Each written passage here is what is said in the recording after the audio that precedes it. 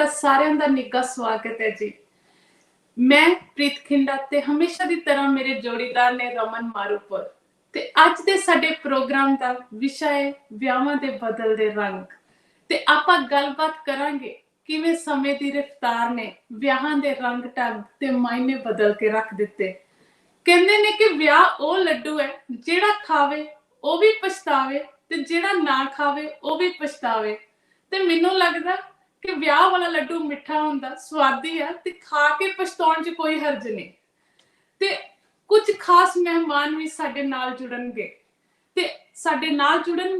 ਤੇ ਤੁਸੀਂ ਵੀ ਸਾਡੇ ਨਾਲ ਕਮੈਂਟ ਦੇ ਜ਼ਰੀਏ ਸਾਂਝ ਪਾ ਸਕਦੇ ਹੋ। ਤੇ ਅੱਜ ਆਪਾਂ ਗੱਲਬਾਤ ਕਰਨੀ ਹੈ ਖਾਣ ਪੀਣ ਦੀ, ਹਾਸਿਆਂ ਦੀ, ਨੱਚਣ ਗਾਉਣ ਦੀ ਤੇ ਪੁਰਾਣੀਆਂ ਨਾ ਭੁੱਲਣ ਯੋਗ ਰਸਮਾਂ ਦੀ। ਤੇ ਅਸੀਂ ਵੀ ਪੂਰਾ ਤਿਆਰ ਬਿਆਰ ਹੋ ਕੇ ਆਏ ਹਾਂ। कोरोना करके इस साल कोई ब्याह या प्रोग्राम ते अटेंड नहीं कर सके, फिर भी आपां सोचिया कि फीलिंग लैण च की हर्ज आ। ते चलो जी चलदे हां बैलरेट नूं, देखदे हां बैलरेट वाली बीबी किहड़ियां तैयारियां करी बैठी है अज। हाँ जी रमन जी, जी आयां नूं। सब तो पहला सारिआं नूं प्यार भरी सत श्री अकाल। हाँ जी प्रीत जी, आपां पूरे तैयार बैठे हां तुहाडी ते ਸਰੋਤਿਆਂ ਦੀ कचहरी विच हाज़री लाउण लई। ਆਪਾਂ ਉਹੀ ਗੱਲ ਕੀ ਐਕਟੀ ਤਾਂ ਸੂਟ ਵੀ ਅਲਮਾਰੀਆਂ 'ਚ ਪਏ ਸੋਚਦੇ ਭੈਣ ਜੀ ਤੁਸੀਂ ਜਿੰਦਾ ਆ ਕੇ ਗੁਜ਼ਰ ਗਏ।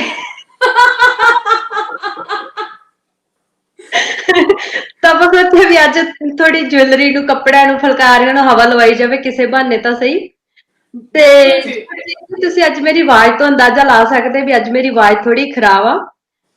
ਤੇ ਪੁਰਾਣੇ ਜ਼ਮਾਨਿਆਂ ਦੇ ਵਿੱਚ ਨਾ ਜਦੋਂ ਕੋਈ ਜਿਹੜੀ ਘਰ ਦੀ ਮੌਤਵਾਰ ਹੁੰਦੀ ਸੀ, ਭੈਣ, ਭੂਆ, ਮਾਮੀ, ਚਾਚੀ, ਤਾਈ ਜਿਹਦੇ ਮੋਢਿਆਂ ਤੇ ਥੋੜਾ ਜਿਹਾ ਜ਼ਿਆਦਾ ਜ਼ਿੰਮੇਵਾਰੀਆਂ ਦਾ ਹੁੰਦਾ ਸੀਗਾ ਬੋਝ ਵਿਆਹਾਂ ਦੇ ਵਿੱਚ, ਤੇ ਮੇਰੇ ਵਰਗੀ ਨੂੰ ਨੱਚਣ ਟੱਪਣ ਦਾ ਵੀ ਸ਼ੌਂਕ ਹੋਣਾ ਤੇ ਉਹਨੇ ਨਾ ਤਾਂ ਜ਼ਿੰਮੇਵਾਰੀਆਂ ਤੋਂ ਹਟਣਾ ਤੇ ਨਾ ਨੱਚਣ ਟੱਪਣੋਂ ਹਟਣਾ ਤੇ ਮੇਰੇ ਵਾਂਗੂ ਵਿਆਹ ਵਾਲੇ ਦਿਨ ਫਿਰ ਆਵਾਜ਼ ਨਾ ਨਿਕਲਣੀ ਤੇ ਫਿਰ ਕਿਸੇ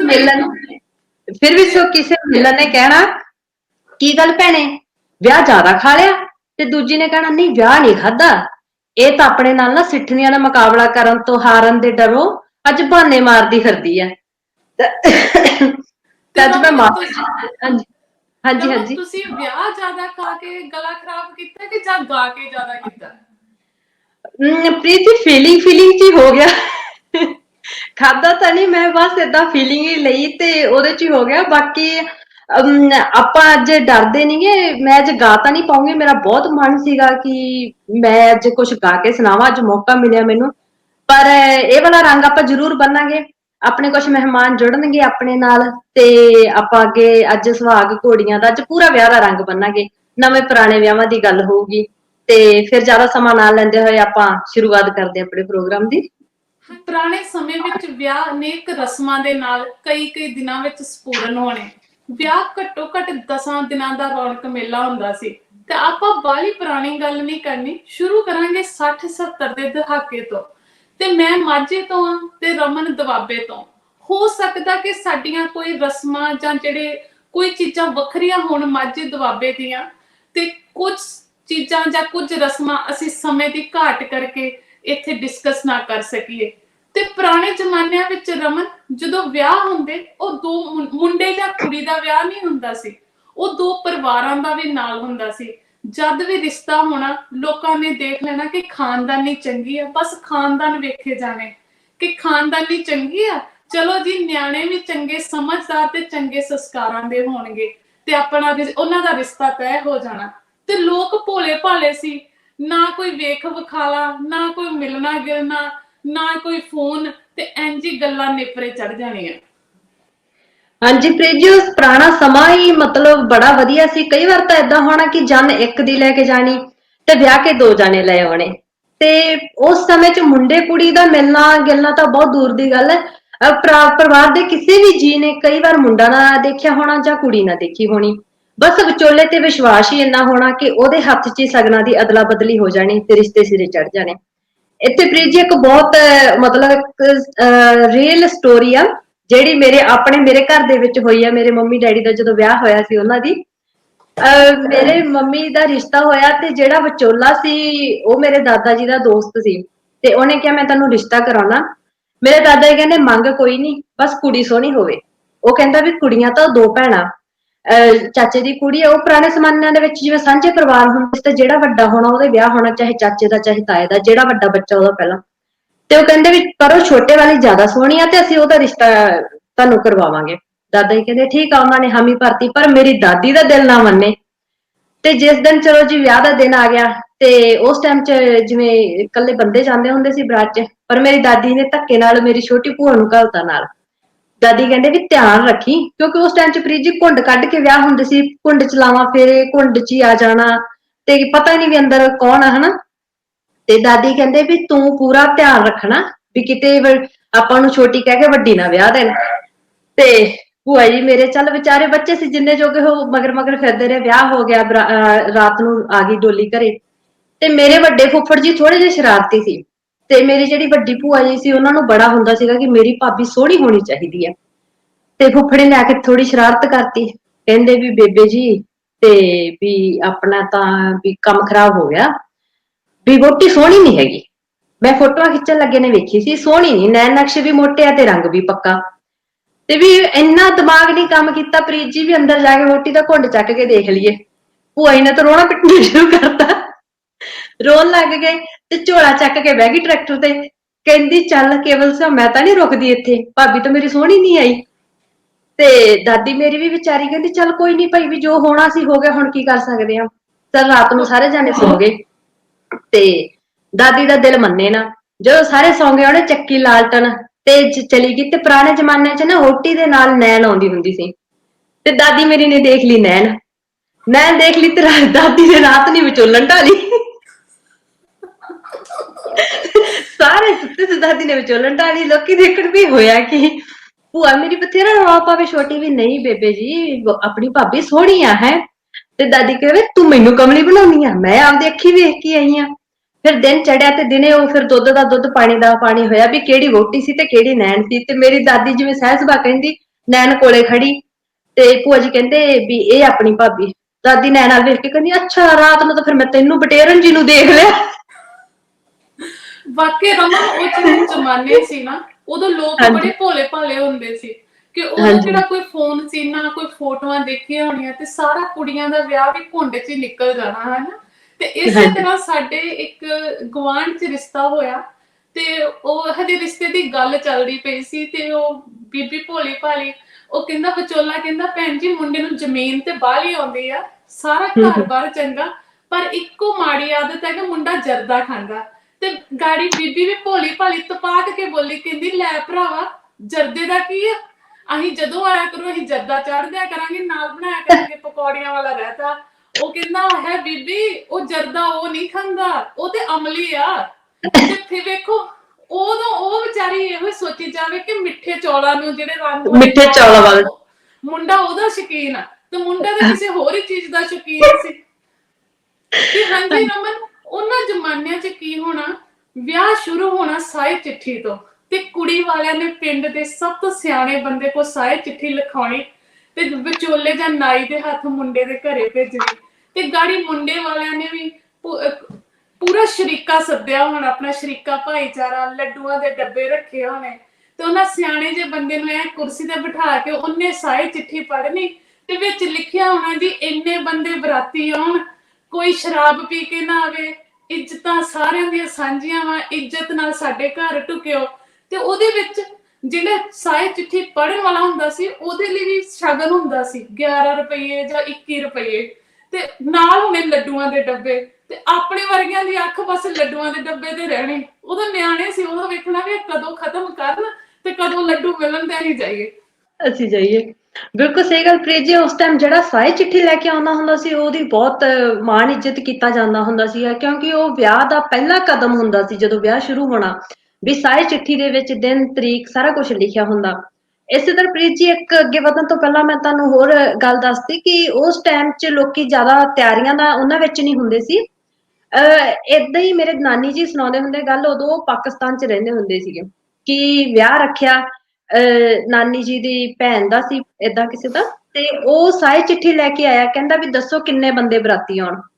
ਤੇ ਜਿਹੜਾ ਨਾਨੀ ਜੀ ਦਾ ਦਾਦਾ ਸੀ ਉਹ ਸਰੋਂ ਬੀਜਣ ਚੱਲਿਆ ਸੀ, ਤੇ ਉਹਨੇ ਸਰੋਂ ਦੀ ਮੁੱਠੀ ਭਰ ਕੇ ਉਹਦੇ ਹੱਥ ਤੇ ਰੱਖਤੀ ਵੀ ਇੰਨੇ ਬੰਦੇ ਆ ਜਾਣ।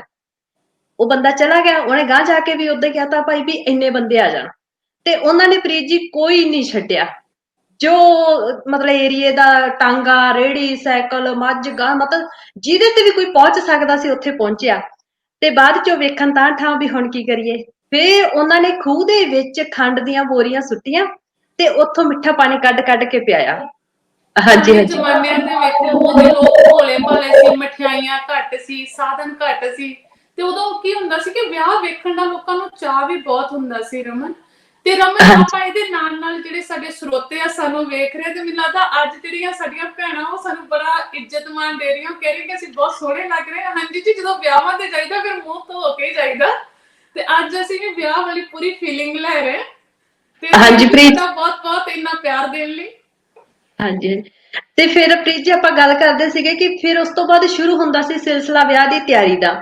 ਤੇ ਤਿਆਰੀ ਵੀ ਫਿਰ ਬੀਬੀਆਂ ਨੇ ਰੱਜ ਕੇ ਕਰਨੀ, ਸਾਰਿਆਂ ਦੇ ਕੰਮ ਵੰਡੇ ਹੁੰਦੇ ਸੀ, ਬੰਦਿਆਂ ਦੇ, ਬੀਬੀਆਂ ਦੇ, ਬੱਚਿਆਂ ਦੇ, ਸਭ।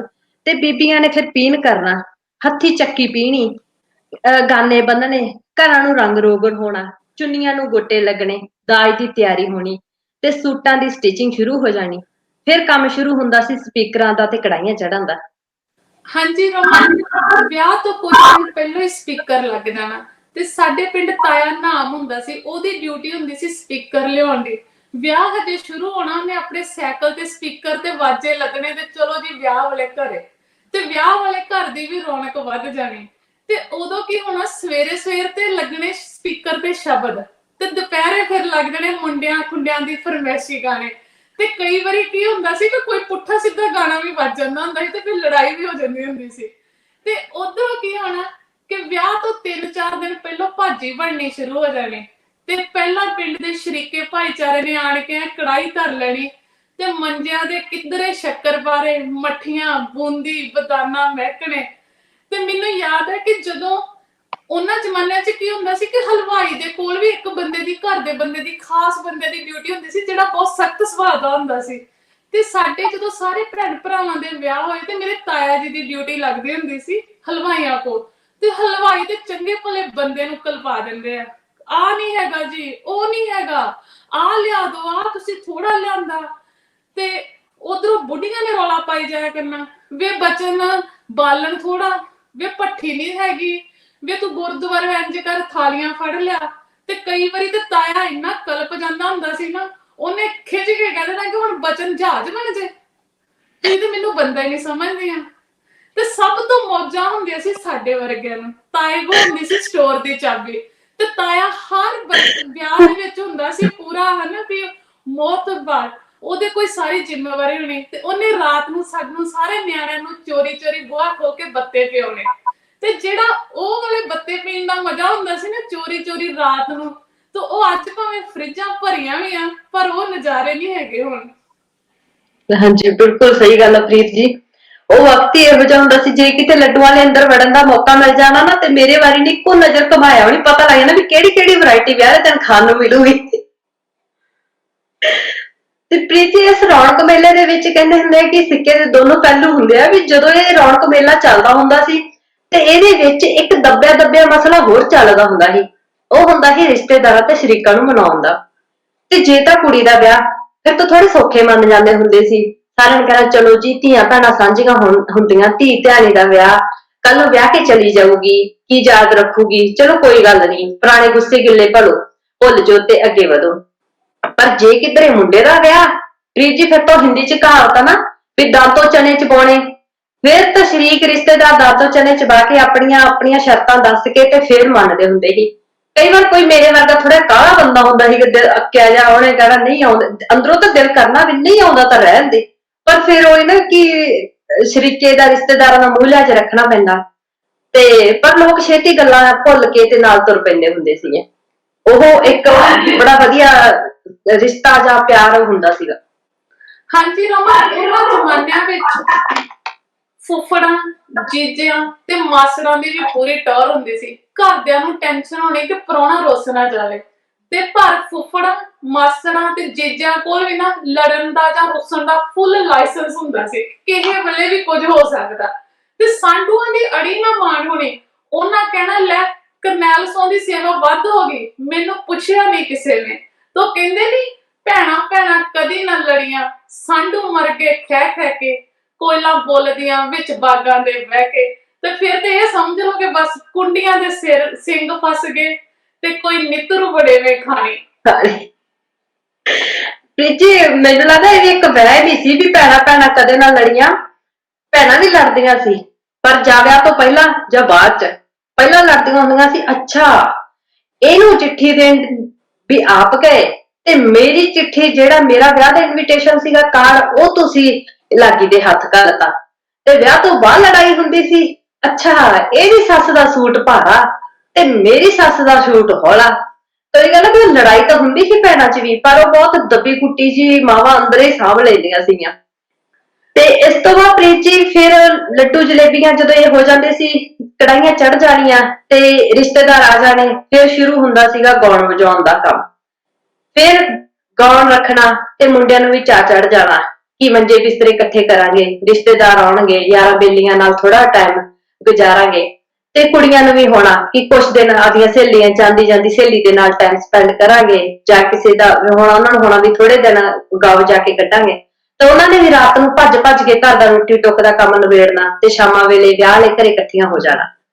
ਤੇ ਗਾਉਣ ਤੋਂ ਬਾਅਦ ਉਹਨਾਂ ਨੂੰ ਸਾਰਿਆਂ ਨੂੰ ਤੋਲਮਾ ਗੁੜ ਮਿਲਣਾ ਤੇ ਆਖਿਰਲੇ ਦਿਨ ਕਿਸੇ ਨੇ ਫੁੱਲੀਆਂ, ਕਿਸੇ ਨੇ ਪਤਾਸੇ ਤੇ ਮੂੰਗਫਲੀ ਦੇਣੀ। ਪਰ ਪ੍ਰੀਤ ਜੀ ਜੇ ਉਹ ਆਖਿਰਲੇ ਦਿਨ ਕਈ ਵਾਰ ਜਵਾਈਆਂ ਦੇ ਸਿੰਘ ਫਸ ਜਾਂਦੇ ਸੀ, ਫੇਰ ਤਾਂ ਸਾਰਾ ਕੁਝ ਤੋਲਿਆ ਤਲਾਇਆ ਹੀ ਰਹਿ ਜਾਂਦਾ ਹੁੰਦਾ ਸੀ। ਹਾਂਜੀ ਨਹੀਂ ਇਹ ਸ਼ੋਰ ਸੀ ਰਮਨ ਕਿ ਉਹਨਾਂ ਦਿਨਾਂ ਚ ਨਾ ਵਿਆਹਾਂ ਚ ਲੜਾਈ ਵੀ ਜ਼ਰੂਰੀ ਹੁੰਦੀ ਸੀ। ਇੱਕ ਅੱਧਾ ਤੇ ਰੁੱਸਿਆ ਜਾਂ ਫਸਿਆ ਹੀ ਹੁੰਦਾ ਸੀ ਕੋਈ ਨਾ ਕਿਸੇ ਨਾਲ। ਕਹਿੰਦੇ ਨਾ ਆਪਣੇ ਪੰਜਾਬੀਆਂ ਦੇ ਵਿਆਹ ਉਦੋਂ ਤੱਕ ਕੰਪਲੀਟ ਨਹੀਂ ਹੁੰਦੇ ਜਦ ਤੱਕ ਇੱਕ ਅੱਧੇ ਦਾ ਸਿਰ ਨਾ ਵੱਢਣ। ਹਾਂਜੀ ਬਿਲਕੁਲ ਜੀ। ਹਾਂਜੀ ਰਮਨ, ਉਹਨਾਂ ਜ਼ਮਾਨਿਆਂ ਵਿੱਚ ਕੰਮ ਧੰਦੇ, ਕਢਾਈਆਂ ਸਿਲਾਈਆਂ ਤੋਂ ਇਲਾਵਾ ਹਰ ਜਨਾਨੀ ਕੋਲ ਗਾਉਣ ਦਾ ਵੀ ਹੁਨਰ ਹੁੰਦਾ ਸੀ। ਜਿਹਨੂੰ ਨੱਚਣਾ ਗਾਉਣਾ ਨਾ ਆਉਣਾ ਉਹਨੂੰ ਸਾਰਿਆਂ ਨੇ ਕਹਿਣਾ ਇਹਨੂੰ ਤੇ ਗਾਉਣ ਦਾ ਚੱਜ ਨਹੀਂ। ਤੇ ਕਿੰਨੇ ਸੋਹਣੇ ਅਲਫਾਜ਼ ਤੇ ਅਣਮੁੱਲੀ ਵਿਰਾਸਤ ਜਿਹੜੀ ਆ ਘੋੜੀਆਂ ਸੁਹਾਗ ਅਸੀਂ ਗਵਾ ਰਹੇ ਹਾਂ। ਤੇ ਮੈਨੂੰ ਨਹੀਂ ਲੱਗਦਾ ਹੋਰ ਬੀਤੇ 5-6 ਸਾਲਾਂ ਨੂੰ ਇਹ ਅਣਭੁੱਲੀਆਂ ਯਾਦਾਂ ਹੀ ਰਹਿ ਜਾਣੀਆਂ। ਤੇ ਕਿੰਨਾ ਸੋਹਣਾ ਇੱਕ ਹੋਰ ਮੈਂ ਬੋਲਣਾ ਚਾਹੂੰਗੀ ਕਿ ਇੱਕ ਬੜਾ ਹੀ ਸੋਹਣੀ ਘੋੜੀ ਹੈ। ਉਹ ਕਹਿੰਦਾ ਰਾਜਾ ਤੇ ਕਹਿੰਦਾ ਨੀ ਰਾਣੀ ਸੁਣ ਮੇਰੀ ਬਾਤ ਨੂੰ, ਗਾਗਰ ਦੇ ਸੁੱਚੇ ਮੋਤੀ ਕਿਸ ਨੂੰ ਦਈਏ, ਪਾਂਦੇ ਦੇ ਜਾਈਏ ਵੇ ਰਾਜਾ ਸਾਹਾ ਸੁਧਵਾਈਏ, ਗਾਗਰ ਦੇ ਸੁੱਚੇ ਵੇ ਮੋਤੀ ਉਸ ਨੂੰ ਦਈਏ, ਪੁੱਤਰਾਂ ਦੇ ਜੰਮਣੇ ਵੇ ਰਾਜਾ ਨੌਹਾਂ ਦੇ ਆਮਣੇ, ਇੰਦਰ ਦੀ ਬਰਖਾ ਵੇ ਰਾਜਾ ਨਿਤ ਨਹੀਂ। ਤੇ ਰਮਨ ਮੈਨੂੰ ਨਹੀਂ ਲੱਗਦਾ ਕਿ ਅੱਜ ਕੱਲ ਦੀ ਜਿਹੜੀਆਂ ਕੁੜੀਆਂ ਉਹਨਾਂ ਨੂੰ ਇਹ ਘੋੜੀਆਂ ਸੁਹਾਗ ਜਿਹੜੇ ਆ ਯਾਦ ਵੀ ਹੋਣਗੇ। ਤੇ ਇਹ ਕਿੰਨੇ ਮੀਨਿੰਗਫੁਲ ਹੁੰਦੇ ਸੀ ਉਹ ਟਾਈਮ, ਜਿਹੜੇ ਉਹ ਸੁਹਾਗ ਜਾਂ ਕੋਈ ਵੀ ਲੋਕ ਗੀਤ ਆਪਾਂ ਦੇਖੇ। ਬਿਲਕੁਲ ਸਹੀ ਗੱਲ ਜੀ ਪ੍ਰੀਤ। ਕਿਹਨੇ ਹੁਣ ਨੱਚਣਾ ਤੇ ਕਿਹਨੇ ਹੁਣ ਹੱਸਣਾ।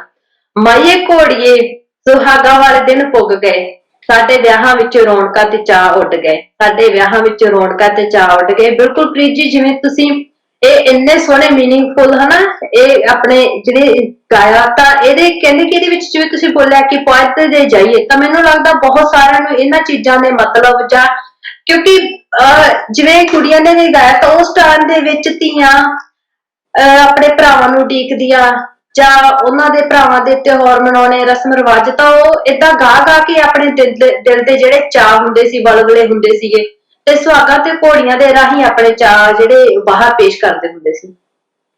ਹਾਂਜੀ ਰਮਨ, ਮਜ਼ਾ ਤੇ ਉਦੋਂ ਆਉਣਾ ਜਦੋਂ ਨਾਨਕਿਆਂ ਨੇ ਜਾਗੋ ਕੱਢਣੀ ਤੇ ਨਾਨਕੀ ਛੱਤ ਤੇ ਸਿੱਠਣੀਆਂ ਦੇ ਦੇ ਕੇ ਦਾਦਕਿਆਂ ਦੀ ਪੂਰੀ ਹਵਾ ਕੱਢਣੀ। ਤੇ ਕਈ ਵਾਰੀ ਦਾਦਕੀਆਂ ਵੀ ਅੱਗੋਂ ਪੂਰੀਆਂ ਸਵਾ ਸੇਰ ਹੋ ਟੱਕਰਦੀਆਂ। ਉਹ ਕਹਿੰਦੇ ਨਾ ਖੋਲੋ ਖੋਲੋ ਨੀ ਪਰਿੰਡਾਂ ਵਾਲੀ ਕੋਠੜੀ, ਨਾਨਕਿਆਂ ਨੂੰ ਬੰਦ ਕਰ ਦੋ।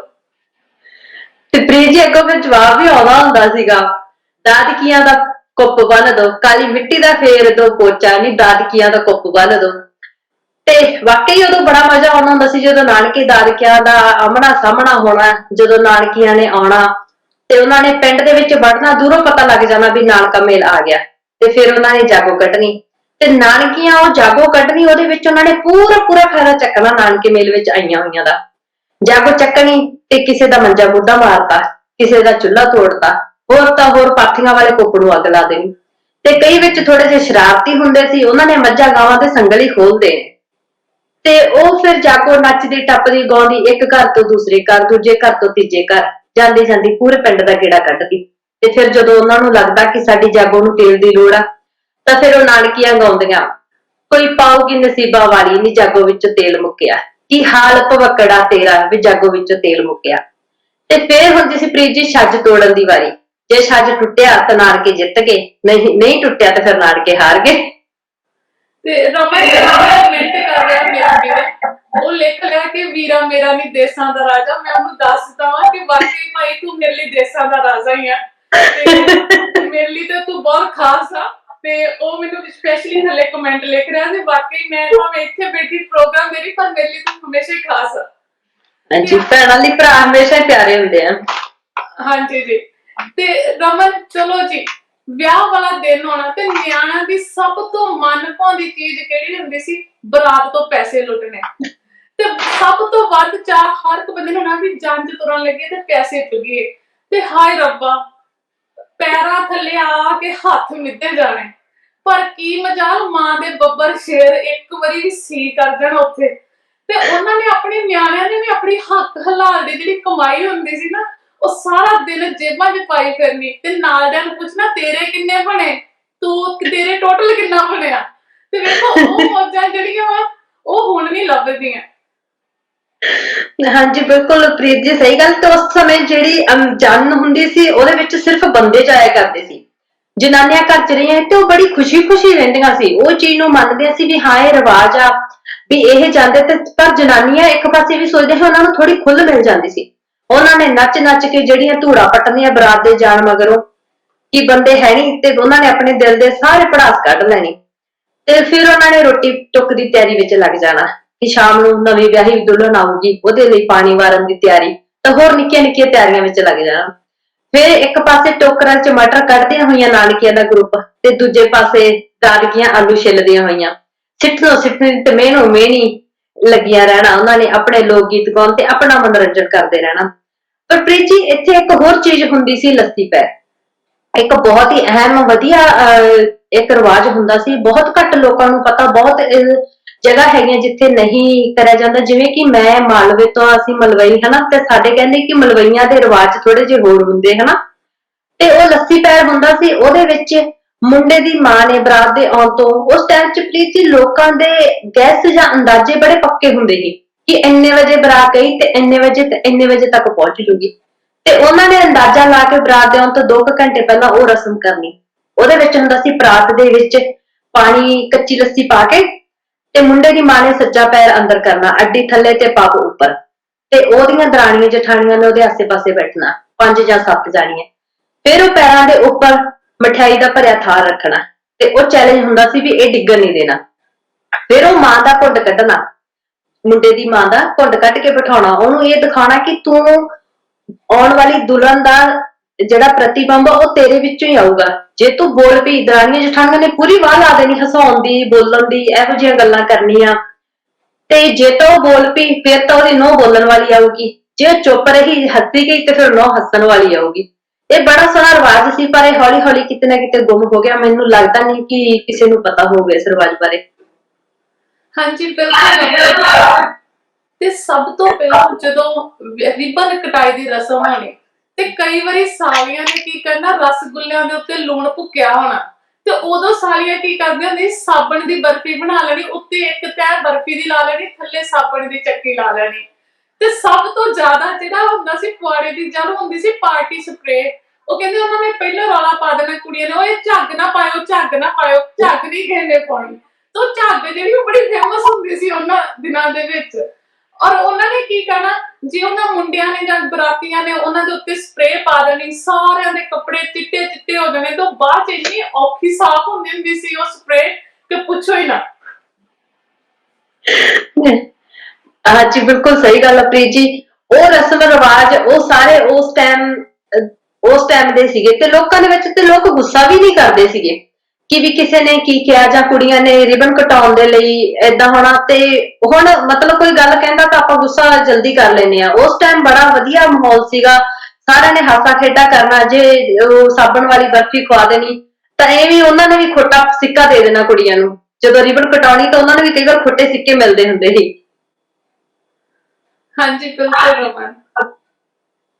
ਤੇ ਉਸ ਤੋਂ ਬਾਅਦ ਲਈ ਜੀ ਗੱਲ ਲਾਵਾਂ ਫੇਰਿਆਂ ਦੀ, ਤਾਂ ਉਸ ਟਾਈਮ ਲਾਵਾਂ ਫੇਰਿਆਂ ਦੀ ਵੀ ਬੜੀ ਮਹੱਤਤਾ ਹੁੰਦੀ ਸੀਗੀ।